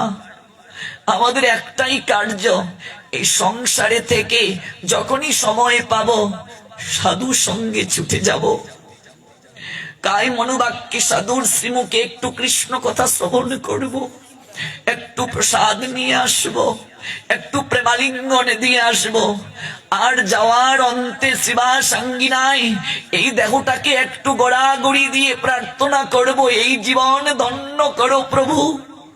অন্তত যাওয়ার অন্তে সুস্থ শরীরে তোমার নাম নিয়ে যেন জগৎ থেকে যেতে পারি গোবিন্দ। এ জীবন ধন্য করো তোমার নাম নিয়ে, তোমার প্রেমে বেশি বেশি যেন এই জগৎ থেকে আমার যাওয়া হয়। শুকনা তমাল বৃক্ষটাকে জড়িয়ে ধরার কারণে শুকনা তমাল বৃক্ষটা জীবন্ত হয়ে উঠল। সেই নরোত্তম বলছেন, কি রূপে পাইব সেবা আমি মই দুরাচার, শ্রী গুরু বৈষ্ণবের অতি না হইল আমার। নরোত্তমের মতি হয়েছে গো, মতি আমাদের হয়নি। আমাদের হৃদয়ের কথাই নরোত্তম দাস ঠাকুর জানাচ্ছেন। ঘুমের ঘুরে চিৎকার দিয়ে উঠেন নরোত্তম। সেই প্রেম লাভ করে তিনি বৃন্দাবনে যেতে মনস্থ করলেন, কিন্তু মা পুত্রকে দেবেন না, দেবেন না গো। বহু কষ্টে বুঝিয়ে রাজসিংহাসন ত্যাগ করিয়া মধুময় শ্রী বৃন্দাবনের দিকে যাত্রা করলেন। সেই জায়গায় গিয়ে লোকনাথ গোস্বামীপাদের চরণে পতিত হলেন। লোকনাথ গোস্বামীপাদ প্রতিজ্ঞা করেছিলেন তিনি দীক্ষা প্রদান করবেন না। আর নরোত্তম করজোড়ে গিয়ে বলছে, যদি দীক্ষা নিতে হয় গুরুদেব আমি আপনার কাছ থেকেই নেব, আমি আর কাউকে জীবনে গুরু রূপে গ্রহণ করব না। আর নরোত্তমের এই কথা শুনে লোকনাথ গোস্বামীপাদ বলছেন, পুত্র তুমি গৃহে ফিরে যাও, আমি কাউকে দীক্ষা দেব না। দীক্ষা প্রদান করার অর্থ হচ্ছে তার সকল দায়িত্ব গ্রহণ করা। আমি যে একজনকে শিষ্য গ্রহণ করব, আমি কি তার দায়িত্ব পালন করতে পারবো? আজকাল অনেক গুরুদেবরা এসে দীক্ষা দিয়ে চলে যান, তারপর আর শিষ্যের সংবাদ নেন না। অনেক শিষ্য আছেন দীক্ষা গ্রহণের পর আর গুরুদেবের সঙ্গে সম্পর্ক রাখেন না। কিন্তু দীক্ষা গ্রহণের পর যদি দীক্ষিত ব্যক্তির কণ্ঠে তুলসীর মালা না থাকে, সে যদি একাদশী ব্রত না করে, সে যদি জপমালায় দুমালা হলেও হরিনাম না করে, তাহলে এই পাপীর কোনো ক্ষমা নাই, ক্ষমা নাই, ক্ষমা নাই। দীক্ষিত হওয়ার পর যদি, মন্ত্র নেয়ার পর যদি কেউ মন্ত্র দেবতার আরাধনা না করে, তাকে কঠিন শাস্তি পেতে হয় রে বাবা। দীক্ষা নেওয়ার পর যারা ত্রিসন্ধ্যা আহ্নিক করে না, সকাল দুপুর সন্ধ্যা আরাধনা করে না, আহ্নিক মন্ত্রটা ধ্যান করে না, যদি একদিন সকাল দুপুর সন্ধ্যা 3 বেলা না করে 3 দিন না খেয়ে সূর্য দর্শন করে তাকে প্রায়শ্চিত্ত করতে হয়। আপনি যেখানেই থাকুন, আপনি মাছ ধরতেছেন, নৌকায় আছেন, নৌকায় সময় হয়ে গেলে ওই জায়গাতেই আপনি দীক্ষা মন্ত্রটা স্মরণ করে নিন। যে কাপড়ে আছেন সেই কাপড়েই, আপনি ব্যবসা প্রতিষ্ঠানে আছেন, আপনি চাকরিতে আছেন, যখনই সময় হয়ে যাবে আপনি মন্ত্রটা ধ্যান করুন, বীজ মন্ত্র ধ্যান করুন। দীক্ষা মানে বীজ দেওয়া। বীজ কোথায় দেয়? জমিতে। আপনাদের আশেপাশে তো অনেক জমি আছে, বলুন জমিতে বীজ বপন করলেই কি হয়? না আগাছা পরিষ্কার করতে হয়, হাল চাষ করতে হয়। আপনি হাল চাষ না করে, আগাছা পরিষ্কার না করে কি বীজ দিয়ে দেন? তাহলে দেহটা তো জমি, মন তুমি কৃষি কাজ জানো না। এমন সোনার জমিন রইল পতিত, আবাদ করলে ফল তো সোনা। মন তুমি কৃষি কাজ জানো না। এমন সোনার জমিন, দেহটা হচ্ছে জমি রে বাবা, দেহ জমি। সেই দেহ জমিতে যে বীজ দেবে, বীজ যে অঙ্কুরিত হবে, তার আগে তো চাষাবাদ করতে হবে, আগাছা পরিষ্কার করতে হবে। গুরুদেব এসেই যদি একটা বীজ দিয়ে চলে যান যে আগামী রবিবার তোর দীক্ষা, তারপর আর কোনো খবর নাই। দীক্ষা নেওয়ার পরে যদি আমাকে জুয়া খেলতে হয়, মদ খেতে হয়, এর থেকে শাস্তি আর কি হতে পারে? কলি তো 4 জায়গায় থাকে, যে পশু হিংসা করে, যে নেশা জাতীয় দ্রব্য সেবন করে, আর যে দুতক্রীড়া খেলে, আর অবৈধ যে যৌন সঙ্গ করে, বিবাহের পর পরকিয়া যে করে, বিবাহের আগে যে খারাপ কার্য করে, কলি তার সঙ্গে তাকে ভাগবত বলছেন। মনে রাখবে, নেশা আর হচ্ছে নারী, এই দুটোর সঙ্গে যে মিশে যায়, তার গৃহ লক্ষ্মী হারা হয়, অলক্ষ্মী তার গৃহে এসে আশ্রয় নেয়, কলি তার গৃহে আশ্রয় নেয়, একটার পর একটা যন্ত্রণা তার লেগে থাকবে। লক্ষ্মী হারা কপাল পুরা, আমায় কেউ না ভালোবাসে, আমার এমনও বান্ধব নাই গো আমায় ডাক দিয়া জিজ্ঞাসে। লক্ষ্মী হারা হয়ে যাবে। মন্ত্র নিয়ে যে মন্ত্র দেবতার উপাসনা করে না, সে লক্ষ্মী হারা হবে। তার গৃহে একটার পর একটা ব্যাধি যন্ত্রণা অঘটন লেগে থাকবে। তাই দীক্ষিত ব্যক্তি যারা, অবশ্যই অতি অবশ্যই সেই মন্ত্রকে সদ্ব্যবহার করতে হবে, ধ্যান করতে হবে, চিন্তন করতে হবে, আচরণ করতে হবে একটু একটু করে। গুরু কৃপা না হলে গোবিন্দ কৃপা হয় না গো। আর কেমন গুরু? তত্ত্বদ্রষ্টা সদ্গুরু। সদ্গুরুর কৃপা না হলে কিছুই লাভ হয় না। দীক্ষা গ্রহণ মানে শিষ্যের সকল কিছু গুরুদেব গ্রহণ করবে, দায়িত্ব গ্রহণ। এবার কেউ দায়িত্ব নিয়ে যদি দায়িত্ব পালন না করে, তাকে শাস্তি পেতে হবে কি হবে না? তাই লোকনাথ গোস্বামী পাদ বলছেন, আমি শিষ্য গ্রহণ করব না, আমি দায়িত্ব নিতে পারবো না। তিনিও জমিদারের ছেলে ছিলেন। এই বাংলাদেশের মাগুরা জেলার শালিকা উপজেলায় হচ্ছে তার জন্মস্থান। লোকনাথ গোস্বামী, আমরা তো স্বরগোস্বামী পাদের নাম জানি, শ্রীরূপ শ্রী সনাতন ভট্ট রঘুনাথ, শ্রীজীব গোপাল ভট্ট দাস রঘুনাথ।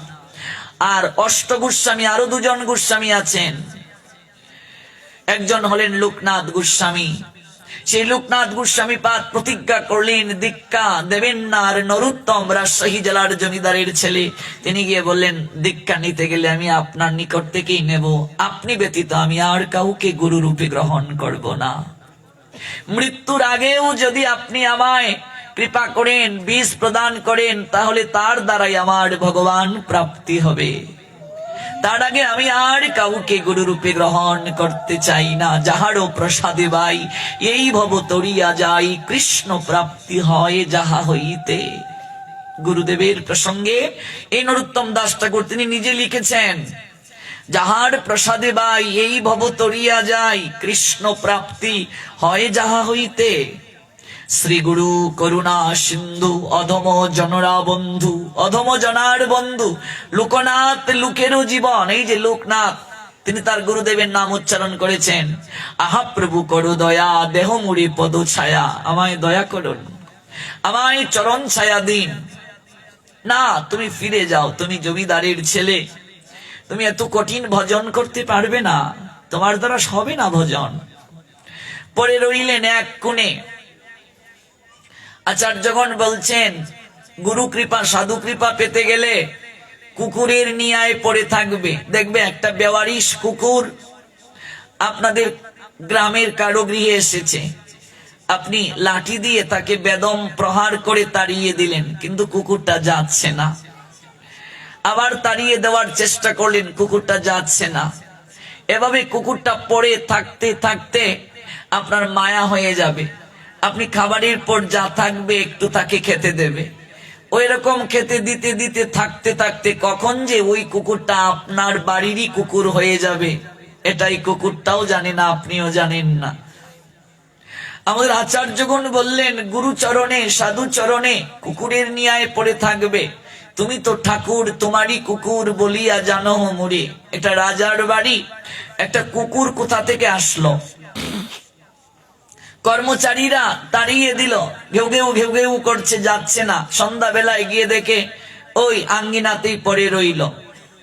মহারাজ বলছেন, ওরে ওকে আর মারিস না রে, কোন জন্মে হয়তো সম্পর্ক ছিল, বারবার মারার পরও যাচ্ছে না, থাকুক না, আমাদের তো কিছু অভাব নেই, ওকে একটু খাবার দিস। এভাবে থাকতে থাকতে খাবার খেতে খেতে কুকুরটা এ বাড়িরই হয়ে গেল। অন্যদিন আরেকটা কুকুর এসে ওই রাজার বাড়ির যে কুকুরটা আছে ওইটার সঙ্গে ঝগড়া করছে, কামড়া কামড়ি করছে। রাজা রাজ সিংহাসন থেকে দৌড়ে আসছেন, ওরে কোন কুকুরটাকে কামড়াচ্ছে রে? আমাদের কুকুরটা নয় তো, দেখে আয় দেখে আয়, আমাদের কুকুরটা নয় তো। দেখুন, যে কুকুরটার পরিচয় ছিল না, নাম ছিল না, কিন্তু রাজার বাড়ি পড়ে থাকতে থাকতে এটা রাজারই কুকুর হয়ে গেছে। যার কারণে রাজা বলছেন আমাদের কুকুরটা নয় তো, অন্য একটা কুকুর এসে কামড়াচ্ছে। গুরুচরণে এমন করে যদি কেউ উপরে থাকতে পারে, সাধু সঙ্গে এমন করে যদি কেউ উপরে থাকতে পারে, ফিরিয়ে দিয়েছেন, এরপর আমি পড়ে থাকবো। কৃপা থেকে আমায় বঞ্চিত করেছেন, এরপর আমি পড়ে থাকবো। থাকতে থাকতে দেখবে, সেবা করতে করতে দেখবে, একদিন কৃষ্ণ প্রেমদন তোমার লাভ হয়ে যাবে, আর জীবন ধন্য হয়ে যাবে। জমিদারের সন্তান যে রাজপালঙ্কে ঘুমাতো, সে পড়ে রইল কুটিরটার পাশে। আপনি আমায় যতই তাড়িয়ে দিন, আমি যাব না, আমি এখানেই পড়ে থাকবো, আমি যাব না। নিজের হাতে সেবা করেন। কোন সেবার দায়িত্ব নিলেন? তৎকালীন সময়ে তো আর এরকম উন্নত ল্যাট্রিন ছিল না। অনেক দূরে খোলা জায়গায় মানুষ মল ত্যাগ করত। লোকনাথ গোস্বামী পাদ ওই ঝুপের আড়ালে যেখানে মল ত্যাগ করতেন, রাতের বেলা ওই জমিদারের ছেলেটা নরোত্তম নিজের হাতে সেই মল মূত্র পরিষ্কার করে ঝাড়ু দিয়ে রাস্তাটা পরিষ্কার করে রাখত। প্রাতকালে যখন মল ত্যাগ করতে গুরুদেব যান, ভাবেন আহারে এই মলগুলো কে পরিষ্কার করে রাখে, কে রাস্তাটা ঝাড় দিয়ে রাখে, এই সেবাটা কে করছে? কোন ব্রজবাসী করছে না তো? কোন ব্রজবাসী করলে তো আমার অপরাধ হয়ে যাবে, কারণ ব্রজবাসীদের সেবা করা উচিত, তাদের নিকট থেকে সেবা গ্রহণ করা উচিত নয়। তাই তিনি ঝুপের আড়ালে লুকিয়ে রইলেন, আজ দেখতে হবে কে কার্যটা করে। ঝুপের আড়ালে লুকিয়ে রইলেন। গুরুদেব দেখছেন যে ছেলেটাকে তাড়িয়ে দিলেন বারবার, কিন্তু পরে রইল কুটিরের পাশে জমিদারের ছেলে। সে নিজের হাতে মল মূত্র পরিষ্কার করে ঝাড়ু দিয়ে স্বয়ং ঝাড়ুটাকে মাথায় নিয়ে কেঁদে কেঁদে বলছে, গুরুদেব আপনি তো সবই জানেন, আপনি এই পথ দিয়ে হেঁটে আসেন, আপনার চরণ ধুলিকণা এই মাটির সঙ্গে মিশে আছে। এই ঝাড়ু দ্বারা ওই জায়গা পরিষ্কার করেছি, ওই ঝাড়ুটাকেই মস্তকে ধারণ করলাম। এ জীবনে তো আপনার চরণ মস্তকে ধারণ করার সময় সুযোগ হবে না, তাই ঝাড়ুটাকে মস্তকে ধারণ করে আমি চাতক পাখির নিয়ে অপেক্ষা করে রইলাম। গুরুদেব অন্তিমে অন্তত একবার হলেও যেন আপনি আপনার দুটো চরণ আমার মস্তকে স্থাপন করে আমায় ধন্য করে, আর আমায় কৃপা করে কৃষ্ণ ভক্তির শিক্ষা প্রদান করে এজন্যে আমাকে কৃষ্ণ চরণ প্রাপ্তির যেন সুযোগ করে দেন। জন্ম সফলতার কৃষ্ণ দর্শন যার ভাগ্যে হইয়াছে একবার, ঝাড়ুটাকে মস্তকে নিয়ে এমন করেই বিলাপ করছেন জমিদারের তনয়। অবাক হয়ে গেলেন লোকনাথ গোস্বামী, আহারে এত সেবায় নিষ্ঠা, সেবার দ্বারা দেবতা বন্দী হয়ে যায় রে মা। মনে রাখবে, জীবনে কিছু করতে না পারো, যদি সেবা করতে পারো, ভগবান নিজ থেকে তোমায় নিতে আসবে। এক গ্রামে মহোৎসব হবে, যাদের অর্থ আছে তারা চালের বস্তা, ডালের বস্তা, সবজি, নগদ অর্থ কত কিছু দিচ্ছে। ওই গ্রামেরই এক ভিখারি লোক, খুব গরিব, গ্রামের সবাইকে নিয়ে বসে যখন কে কোন কার্য দায়িত্ব নেবে ভাগ করে দেয়া হচ্ছে, ওই গরিব লোকটা সে করজুড়ে বলছে, আপনারা তো গ্রামের সবাই সম্মানিত লোক, বয়োজ্যেষ্ঠ জন, আমি তো এই মহোৎসবে কিছুই দিতে পারিনি, আমাকে একটা সেবার দায়িত্ব আপনারা দিন। সেবা না করে কেউ যদি প্রসাদ গ্রহণ করে, প্রসাদের কাছে ঋণী হয়ে গোমা। গুরু গৃহে গেলে, কোন জায়গায় গেলে, কোন সেবা করলে না, গিয়ে প্রসাদ পেয়ে চলে আসলে, তাতেও ঋণী হয়ে গেলে, কোনো বৈষ্ণব সেবায় নিমন্ত্রিত হয়ে প্রসাদ পেয়ে চলে আসলে, সেই ব্যক্তির কল্যাণে যদি একটু হরিনামও না করো, তাহলে তুমি ঋণী হয়ে গেলে। শ্রাদ্ধে গিয়ে খেয়ে আসলে, কিন্তু বিচার করলে না সেই শ্রাদ্ধ সাত্ত্বিক, রাজসিক না তামসিক। সেই শ্রাদ্ধ কি মাছ দিয়ে হলো না বিষ্ণুর নিবেদিত প্রসাদ হলো? যদি সেই শ্রাদ্ধ মাছের হয় তাহলে তামসিক শ্রাদ্ধ। আর যদি তামসিক শ্রাদ্ধে গিয়ে খেয়ে আসো, তাহলে ওই ব্যক্তি জীবন দশায় যে পাপ করলো, ওই পাপের একটা ভাগ তোমাকে গ্রহণ করে নিয়ে আসতে হবে। আগে বিচার করতে হবে। বিচার করার জন্য এই মানব জীবন পেলে, মনুষ্যত্ববোধ পেলে, যে আমি যে শ্রাদ্ধে যাব, আয়োজনকারীকে বলতে হবে শ্রাদ্ধটা কি হবে, সাত্ত্বিক হবে, রাজসিক হবে না তামসিক হবে। তামসিক শ্রাদ্ধে গিয়ে যদি কেউ খায়, ওই ব্যক্তি জীবন দশায় যে পাপ করেছে, পাপের একটা অংশ অন্যের সঙ্গে গ্রহণ করে আসবে। এই জন্য মাছের শ্রাদ্ধে কখনো খাবে না, মাছ দিয়ে শ্রাদ্ধ করবে না, কলিযুগে সম্পূর্ণ নিষেধ। শ্রীমদ্ ভাগবতের ৭ম স্কন্ধের ১৫তম অধ্যায়ের ৭ নম্বর শ্লোকে স্পষ্ট লেখা আছে, শ্রাদ্ধে আমিষ বর্জনীয়। নারদ যুধিষ্ঠির মহারাজকে স্বয়ং বলছেন, যদি কেউ করে তার ভজন নষ্ট হবে। যদি মাছের শ্রাদ্ধে গিয়ে কেউ খায়, তার শরীরের শ্রী নষ্ট হবে, সৌন্দর্য নষ্ট হবে, সম্মানের হানি হবে, ভক্তি নষ্ট হয়ে যাবে, জ্ঞান বৈরাগ্য নষ্ট হয়ে যাবে। আর ওই তামসিক শ্রাদ্ধে অংশগ্রহণ করে খাওয়ার কারণে ওই ব্যক্তি জীবনে যে পাপ করেছিল, পাপের একটা অংশ তুমি বহন করে নিয়ে আসবে। কাজে বিচার করিয়া কার্য করতে হবে। মনুষ্য জন্মে বিচার করা যায়, আর কোনো জন্মে হয় না। শ্রাদ্ধে তো অন্ন, এগুলো এক সময় ছিলই না। এখানে আমার যারা বয়োজ্যেষ্ঠ বাবার বয়সী আছেন, তারা জানেন এক সময় চিরাদদি শ্রাদ্ধে খাওয়ানো হতো। কেমন? শ্রাদ্ধে অন্নের ব্যবস্থা ছিলই না, মাছ তো প্রশ্নে উঠে না। এটা তো শ্রাদ্ধ বাসর। বাসর মানে মিলন হয় ভগবানের সঙ্গে বাবা, এটা বিষ্ণুর সন্তুষ্টির জন্য হয়। দধিটা হচ্ছে শ্রাদ্ধে মুখ্য, চিরাদদি মুখ্য। তাহলে এটা যদি ভগবানের সঙ্গে মিলনের স্থান হয়, এটা যদি শ্রাদ্ধ বাসর হয়, তাহলে সেই শ্রাদ্ধ বাসরকে আমরা কি করে অপবিত্র করতে পারি? এই যে যজ্ঞ চলছে 3 দিন ভাগবত পাঠ, আমরা কেউ মাছ খাবো না, কারণ এটা একটা যজ্ঞ হচ্ছে।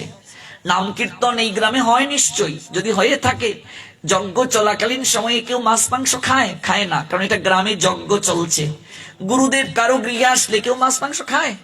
সাধু বৈষ্ণব তোমার গৃহে আসলো, তুমি যদি সব সময় সাত্ত্বিক আহার নাও করো, গুরু বৈষ্ণব তোমার গৃহে রেখে খাবে মাছ মাংস? তেমনি ভাবে শ্রাদ্ধটা হচ্ছে যজ্ঞ। এই যজ্ঞে কি করে মাছ হয়? কেউ কেউ বলে শ্রাদ্ধে পিণ্ড দিয়ে দেব এমন, আর মানুষকে মাছ দিয়ে খাইয়ে দেব। আবার কেউ কেউ বলে নিরামিষও আছে, মাছও আছে, যার যেটা ভালো লাগবে খাবে। মানে আমি নিজ থেকে বিধান দিয়ে দিলাম, গুরুর উপর গুরুগিরি করলাম। যেখানে শাস্ত্রে আচার্যগণ বললেন শ্রাদ্ধে কোনো প্রকার আমিষই হবে না, সেখানে আমি যদি বিধান দিয়ে দেই যে যার যেটা ভালো লাগে খাবে, তাহলে তো আমি ভগবান থেকে বড় হয়ে গেলাম, গুরুর উপর গুরুগিরি করে ফেললাম। অন্যের মাঝে দোষ থাকে বাবা, অন্ন যে গ্রহণ করবে অন্যের মাঝে দোষ থাকে, অন্যের মাঝে অনেক প্রকার দোষ থাকে। এই জন্য মনে রাখবে, অন্ন যখন গ্রহণ করবে, যেমন বৈষ্ণব সেবায় গেলে প্রসাদ গ্রহণ করলে একটা দক্ষিণাও দিবে গৃহকর্তা। কোন সাধুরা যদি কারো গৃহে যায়, গৃহকর্তার দায়িত্ব কি? শূন্য মুখে বিদায় দেয়া, অন্তত একটু ফল হলেও তাকে পাইয়ে দেওয়া, অন্তত একটু জল হলেও পাইয়ে দিতে হয়, শূন্য মুখে বিদায় দিতে নেই। সাধুরা কারো গৃহে গেলে সামর্থ্য অনুযায়ী তাকে একটা দক্ষিণা দিতে হয়।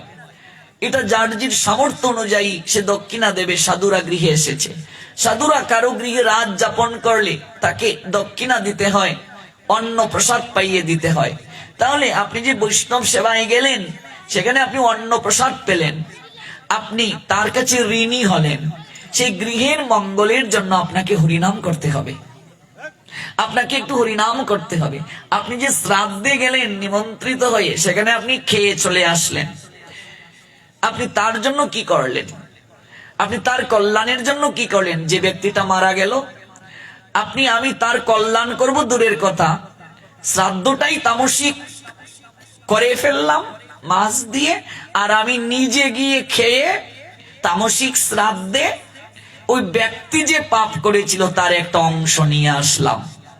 কাজে যারা এগুলো বলেন যে মাছও আছে নিরামিষও আছে, যার যেটা ভালো লাগে খাবে, এটা সম্পূর্ণ ভুল কথা। শ্রাদ্ধে অন্ন মাছ এগুলো ছিলই না, এগুলো আমরা বানিয়েছি। শ্রাদ্ধে পূর্বপুরুষ, এখানে বাবার বয়সীরা আমার সঙ্গে একমত হলেন, চিরা দধি ছিল, দধি চিরা দেয়া হতো, মাছ আসবে কোত্থেকে? এগুলো তো উচিতই নয়, কখনো নয়। শ্রাদ্ধটা পবিত্র, পবিত্র জায়গা, বিষ্ণুর প্রীতি সাধনের জন্য পিণ্ড দান হচ্ছে। পিণ্ডটা কি দিতে হয়? কেবল চালের গুঁড়া দিয়ে পিণ্ড নয় রে মা, পিণ্ড মানে প্রসাদ। রান্না করে ভগবানকে নিবেদন করে, গুরু বৈষ্ণবকে নিবেদন করে, সেই প্রসাদ দিয়ে পিণ্ড দিতে হয় মৃত ব্যক্তির উদ্দেশ্যে। তারপর এটা গাভী মাতাকে খাইয়ে দিতে হয়। এই হলো বিধান। কিন্তু শাস্ত্র গ্রন্থ না পড়ার কারণে আমাদের এই সমস্যা হচ্ছে। আবার অনেক ঠাকুরদারা, আমার কথা অপরাধ দেবেন না, আমি ব্রাহ্মণদেরকে শ্রদ্ধা রেখে বলছি, আমি আবারও বলছি, দেখুন একেবারে বিনয়ের সঙ্গে বলছি, অনেক পুরোহিত ঠাকুরদারা ওনারা বলেন যে ব্রহ্মবুদ্ধি না দিলে হয় না, মাস ছাড়া হয় না, মাস করতেই হবে, করতেই হবে। আর আমরা সাধারণ মানুষ, আমরা গ্রন্থও পড়ি না, সাধু সঙ্গও করি না, আমরা তো আর জানি না, তাই আমরা ওই কথা বলে বলে আয়োজন করে ফেলি। আবার কোন কোন জায়গায়, কাকা বাবু আমার বাবা মারা গেছেন, আমি কি করব? গ্রামের মুরব্বী কাকা বাবু তিনি একটা ফতুয়া দিয়ে দিলেন, যা তোর বাবাকে তো দেখেছি বাজারের সবচেয়ে বড় মাছটা খেতে, মাসেই করে ফেল, আত্মা শান্তি মানে বড় শান্তি, আত্মা তুষ্ট মানে জগৎ তুষ্ট, তোর বাবা ঢেং ঢেং করে স্বর্গে চলে যাবে। অথচ ওই কাকা বাবু নিজে কোনোদিন গীতা খুলেননি যে আত্মার খাবার নাই, আত্মার জন্ম নাই, আত্মার মরণ নাই, আত্মাকে অস্ত্রের দ্বারাও কাটা যায় না, আছে কি নেই? গীতায় আত্মাকে পুরানো যায়, জলে ভেজানো যায়, হাওয়াতে শুকানো যায়, গীতার 2য় অধ্যায় পড়ে দেখবেন 11 নম্বর শ্লোক।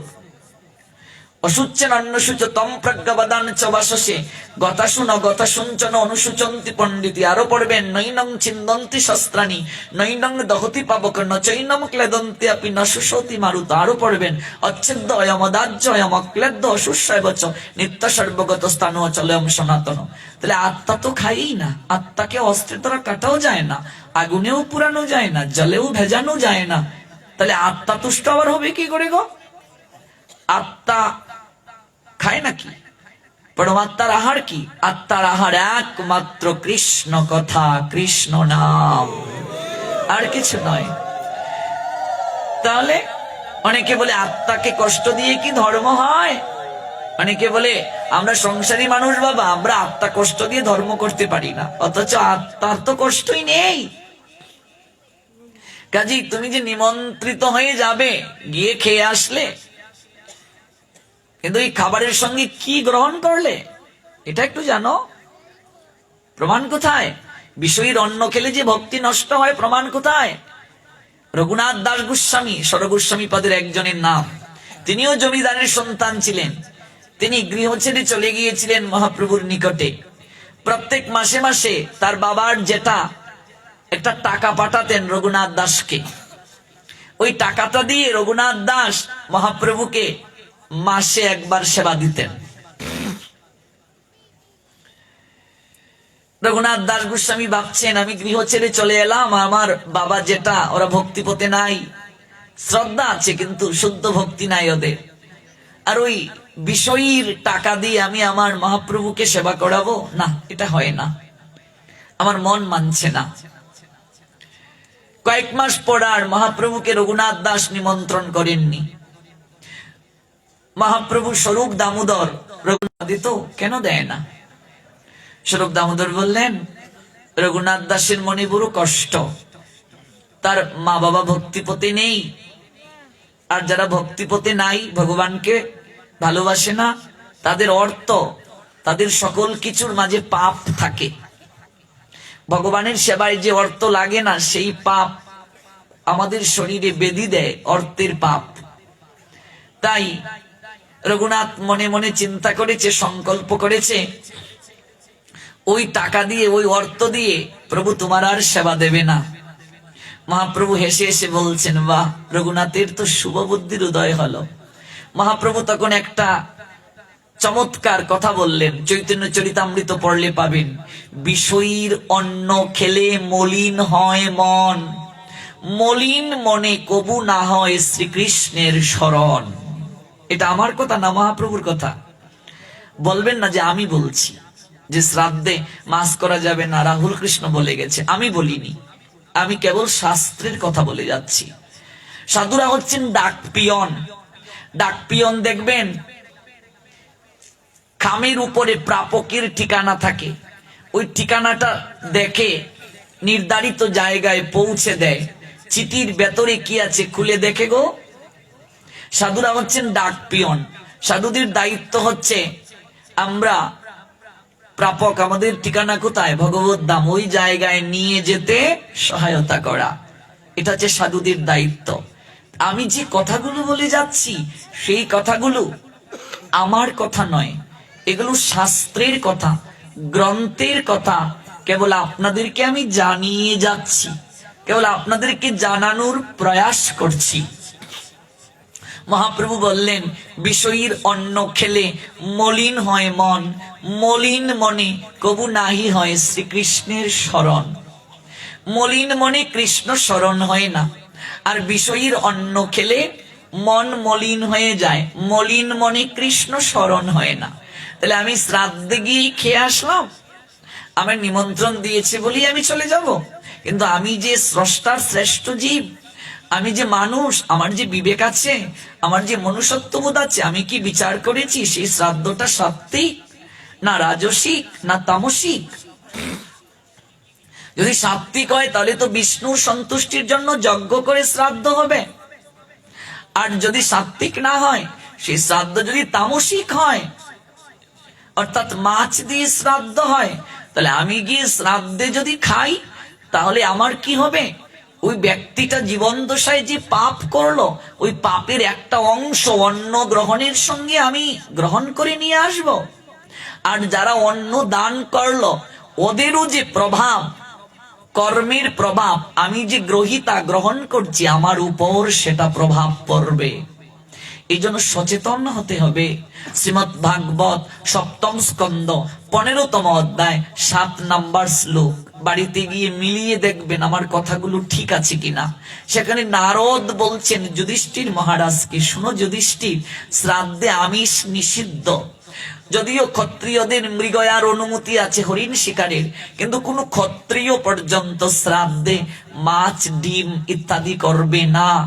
যদি তিনি ক্ষত্রিয় হন, করবে না। তাহলে সেই দাতা ভুক্তা উভয়েরই ভজন নষ্ট হয়ে যাবে, ভক্তি সম্পদ নষ্ট হয়ে যাবে, শ্রী নষ্ট হয়ে যাবে। কেমন? কাজেই সর্বোত্তম কার্য হচ্ছে সেবা। কিন্তু আমি যে সেবা গ্রহণ করব, সেখানেও বিচার করে করতে হবে। প্রসঙ্গ কি? সেবায় দেবতাবন্দী হয়ে যান। মহোৎসব গ্রামে হবে, সবাই সব কার্যের ভার নিল। দরিদ্র লোকটা বলছে, আমাকেও একটা সেবার দায়িত্ব দাও না তোমরা গো, আমায় বঞ্চিত করিও না। বহু জন্মের সৌভাগ্য না থাকলে কৃষ্ণ সেবায়, সাধু সেবায় অধিকার হয় না গো বাবা। আমায় কৃপা করে একটা সেবা গ্রহণের সুযোগ দাও। আমি যে সেবাটা নিতে চাই তোমাদের নিকট থেকে, আনন্দ বাজারে ভক্তরা যে মহাপ্রসাদ গ্রহণ করবে, ওই মহাপ্রসাদের উচ্ছিষ্টটা আমি পরিষ্কার করব। হরিবল বলবেন না? আর শ্রীবাস আঙ্গিনায় ভক্তরা যে বসবে, ওই আঙ্গিনাটা আমি ঝাড়ু দেব। এত এত সেবা থাকতে এই দুটো সেবা কেন তিনি চাইলেন গো? আমরা এই কার্যগুলো করতে চাই না। দেখবে আনন্দ বাজারে প্রসাদ পেয়ে থালা যত্র তত্র ফেলে যাচ্ছি। প্রসাদ একবার নয় 10 বার নাও, তাতে কোনো সমস্যা নাই। যতটুকু তোমার ইচ্ছে হয় গ্রহণ করো, কিন্তু প্রসাদ কখনো ফেলা যাবে না। যারা সার্ভিস করবে আমি তাদের কাছে বারবার অনুরোধ করছি, প্রয়োজন হলে 10 বার দাও, কিন্তু কখনো যিনি প্রসাদ গ্রহণ করবেন তার মনের বিরুদ্ধে বেশি দিয়ে দেবে না। আমরা অনেক সময় আন্তরিকতার বশবর্তী হয়ে উনি না করছেন, না না আর দেবেন না, পারবো না, কিন্তু জোর করে দিয়ে দিচ্ছি, এটাও কিন্তু অপরাধ। এজন্যই অপরাধ, কারণ জোর করে যে দিয়ে দিলাম, তিনি না পারছেন ফেলতে, না পারছেন গ্রহণ করতে, তাহলে প্রসাদের প্রতি কি শ্রদ্ধা রইল? এই যে আমি প্রসাদের প্রতি অশ্রদ্ধা জাগিয়ে দিলাম, এই পাপটাও কিন্তু আমাকে বহন করতে হবে। এই জন্য 10 বার দাও, বিতরণ করো, বারবার চেয়ে নাও, কিন্তু ফেলা যাবে না। যত্র তত্র থালা রাখা যাবে না। প্রসাদ পেয়ে প্রসাদের থালাটা কি করতে হবে? নিজে ধুইতে হবে। কখনো নিজের প্রসাদের থালা অন্য কাউকে দিয়ে ধোয়াবে না, নিজের উচ্ছিষ্ট নিজে পরিষ্কার করে নেবে। দরিদ্র লোকটা বলছে, আমাকে এই দুটো সেবা তোমরা দাও গো, আমি আনন্দ বাজারে উচ্ছিষ্টটা পরিষ্কার করব, আর আমি আঙ্গিনা ঝাড় দেব। কিছু কিছু মূর্খ লোক যারা বুঝে না, ভক্তিহীন, তারা বলছে, দেখো দেখো দেখো কি কাজ নিল, ম্লেচ্ছদের কাজ নিল। লোকটা করজুড়ে বলছে, আমি তো কাঙ্গাল, আমার তো কিছু নেই। তবে মহতের মুখে আমি শুনেছি, যেখানে ভগবানের গুণকীর্তন হয়, সাধু সঙ্গ হয়, সেই স্থান, সেই আঙ্গিনা সাধারণ কোনো আঙ্গিনা থাকে না, সে আঙ্গিনা হয়ে যায় মধুময় শ্রী বৃন্দাবন ধাম। সেখানে ভক্তের করুণার্থীতে ভগবান আসেন, তার পার্শ্বদেরকে নিয়ে, লাদিনী শক্তি রাধা রানীকে নিয়ে অগণিত ভক্তের সমাগম হয়, চরণের ধূলিকণা পতিত হয়। কাজেই ওই আঙ্গিনা পরিষ্কার করতে করতে আমার জীবনে যদি কোনো একদিন ভগবানের চরণ ধূলি প্রাপ্তির সুযোগ হয়ে যায়, কিংবা আমার যদি কোনো শুদ্ধ ভক্তের চরণ ধূলি প্রাপ্তির সুযোগ হয়ে যায়, আমার এই মনুষ্য জীবন সেদিন ধন্য হয়ে যাবে। ওগো, তোমরা সবাই সব কার্যের ভার নিলেও আমাকে এই কার্যটা থেকে বঞ্চিত করিও না, আমায় এই সেবা থেকে বঞ্চিত করিও না। আমি শুধু এই জন্মে নয়, প্রত্যেকটা জন্মে জন্মে যেন আমি সাধুর চরণে থাকতে পারি,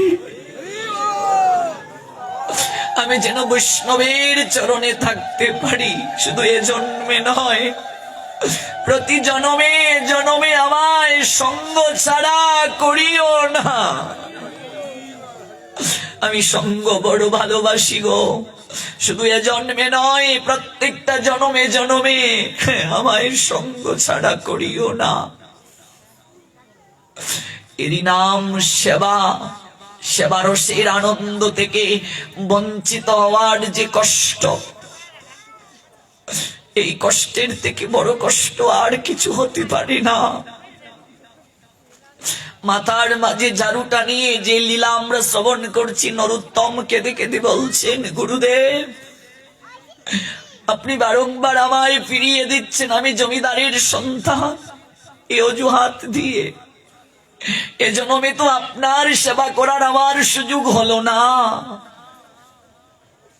আপনি তো এই পথ দিয়েই যান, তাই এই পথটা আমি ঝাড়ু দেই, এই ঝাড়ুটা মস্তকে ধারণ করলাম। গুরুদেব আপনি তো অন্তর্যামী, অন্তত অন্তিম কালেও আপনার দুটো চরণকে যেন আমি বক্ষে জড়িয়ে ধরতে পারি, আর আপনার চরণের ধূলিকণা যেন মস্তকে লেপন করে কৃষ্ণ নাম নিয়ে আমি জগৎ থেকে যেতে পারি। গুরুদেব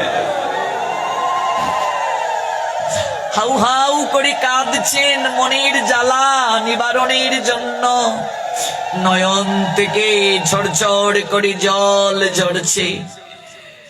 জঙ্গলের আড়ালে লুকিয়ে লোকনাথ গোস্বামী পাদ এই দৃশ্য দেখে আর স্থির থাকতে পারলেন না। আহা, এ তো সেবাই নিষ্ঠা। যে ছেলেটা রাজ পালঙ্কে শয়ন করত, রাজভোগ খেত, আজকে কৃষ্ণ প্রেম লাভের জন্য সকল কিছু ত্যাগ করে বৃন্দাবনে চলে আসলো, আত্মীয় স্বজনাদিকে ত্যাগ করলো, আর আমি তাকে এতদিন বঞ্চিত করে রাখলাম। ঝোপের আড়াল থেকে বাহিরে বের হয়ে দুটো বাবু তুলে বলছেন, নরু পুত্র আমার, আমার কাছে আয়, আয় পুত্র, তুই আমায় হারিয়ে দিলে রে বাবা। আমি প্রতিজ্ঞা করেছিলাম দীক্ষা দেব না, আর তুই সেবার দ্বারা আমার প্রতিজ্ঞা ভঙ্গ করিয়ে তুই জয়ী হয়ে গেলে। তোর ভক্তির কাছে আমি গুরুদেব পর্যন্ত হেরে গেলাম। ওরে বাবা নরু, আয় আয় আয়, আমার বুকে আয়, যা যা যমুনায় স্নান করে আয়, আমি আজই তোকে দীক্ষা প্রদান করব রে, আমি আজই তোকে বীজ দেব। আর আমি বলে যাচ্ছি, স্বয়ং বৃন্দাবনেশ্বরী প্রেমময়ী শ্রীমতী রাধারানী নিজের হাতে তোর হাতে পায়েস গ্রহণ করবে। আজ সেই নরোত্তম গুরুদেবের শ্রীমুখ থেকে এই কথা শ্রবণ করে আছাড় খেয়ে পড়ল। গুরুদেব, আমার সকল দুঃখ নিবৃত্ত হয়ে গেল, আমার আর যন্ত্রণা বলে কিছু রইল না, আমি পরম সুখী গুরুদেব। যমুনায় গিয়ে ডুব দিয়ে গুরুচরণে পতিত হয়ে দীক্ষা গ্রহণ করলেন। জগতে তিনি প্রেম ভক্তি মহারাজ রূপে খ্যাত হলেন। সেই নরোত্তম বললেন, কি রূপে পাইব সেবা আমি মই দুরাচার। আমরা সেবা করতে চাই না গো, সেবা গুরু বৈষ্ণব ভগবানের করার জন্য এই মানব শরীর প্রাপ্তি। মনে রাখবে, কলিযুগে ধর্ম আর কিছু নেই বাবা, জীবে দয়া নামি রুচি বৈষ্ণব সেবন, ইহা হতে ধর্ম আর নাহি সনাতন। জীবে দয়া নামে রুচি আর বৈষ্ণবের সেবা, সাধু সেবা, ইহা ব্যতীত কলিযুগে আর ধর্ম নাই। কি রূপে পাইব সেবা মই দুরাচার, শ্রী গুরু বৈষ্ণবের রতি না হইল আমার। আমার গুরু বৈষ্ণবের রতি জাগলো না, অশেষ মায়াতে মন মগন না হইল, অশেষ মায়াতে মন মগন হইল। মগন মানে মগ্ন, মগ্ন হইল। সাধু কৃপা বিনার নাহি কো উপায়। কি দিয়ে শুরু করেছিলাম? সকল শাস্ত্র একটা বাক্য বলছে। আজ যেহেতু প্রথম রজনী, তাই প্রারম্ভিক কথা, প্রারম্ভিক আলোচনা। সকল শাস্ত্র একটা বাক্য বলছে, সাধু সঙ্গ ব্যতীত কখনো কৃষ্ণ প্রেম ভক্তি লাভ করা সম্পা বিনা আর নাহি কো উপায়। ইহারি করিয়া জয় ছাড়ানো না যায়। নিজে নিজে তুমি চেষ্টা করলেও এটা ছাড়াতে পারবে না, এই বন্ধন থেকে তুমি মুক্ত হতে পারবে না। ওই মায়ারূপ পিশাচি তোমার গলে যে তোমায় জড়িয়ে ধরলো, তুমি পাবি না আর নাহি কো উপায়। সাধু কৃপাতেই সম্ভব। অদোষ দর্শী প্রভু পতিত উদ্ধার, এইবার নরোত্তমে করহ নিস্তার।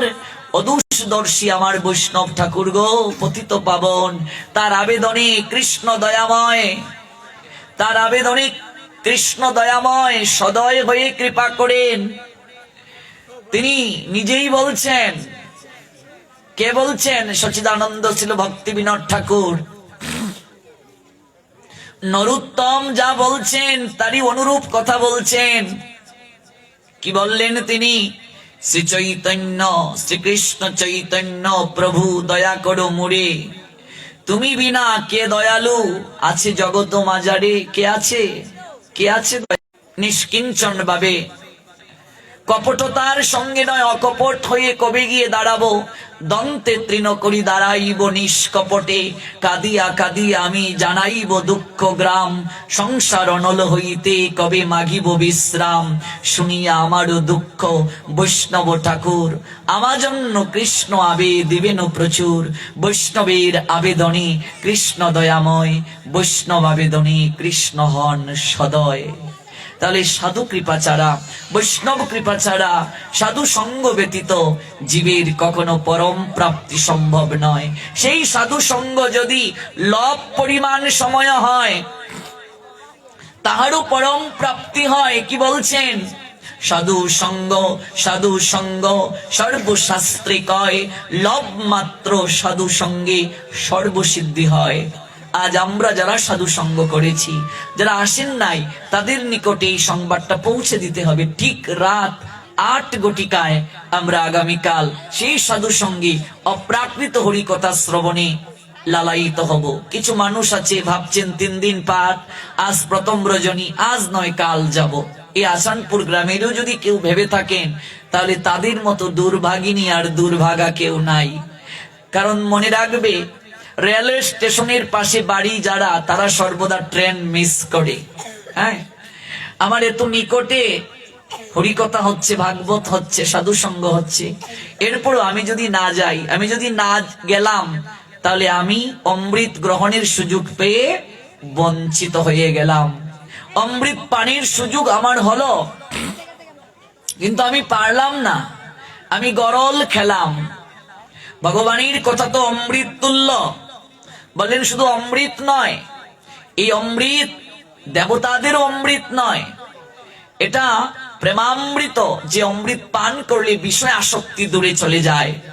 সমুদ্র মন্থনের সময় যে অমৃত উঠেছিল, যে অমৃত দেবতারা পান করলেন, ওই অমৃত তাদেরকে চির বিজয়ী করতে পারেনি। ওই অমৃত গ্রহণের পরও তাদের মৃত্যু হবে একদিন।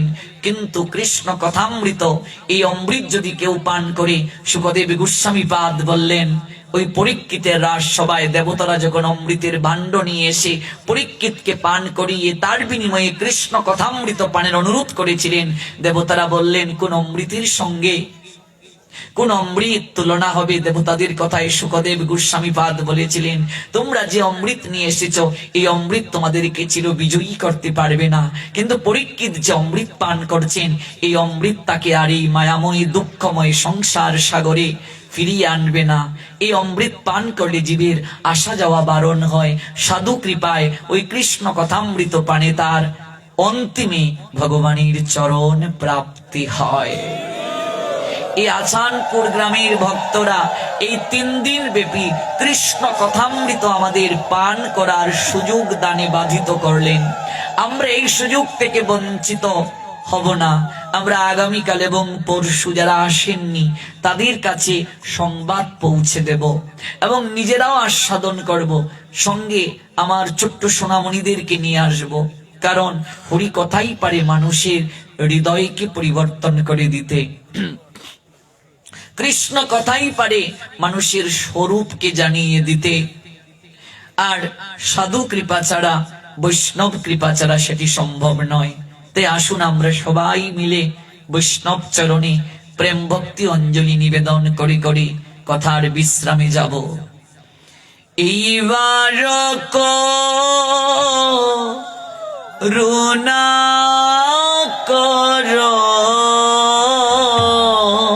বাড়িয়ে দাও ইকো, বৈষ্ণব গোসাই।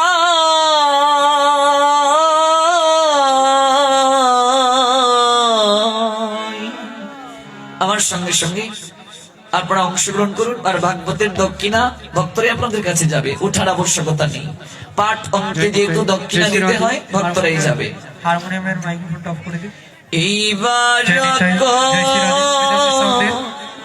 করুণা কর,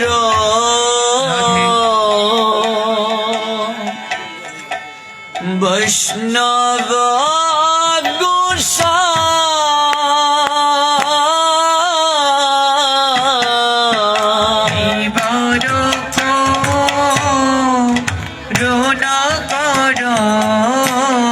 ডান দিকে মনি করে সাউন্ড কম কেন? বৈষ্ণব গোসাই এইবার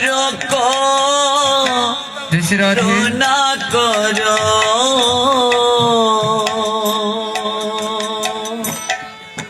বৈষ্ণব গোসাই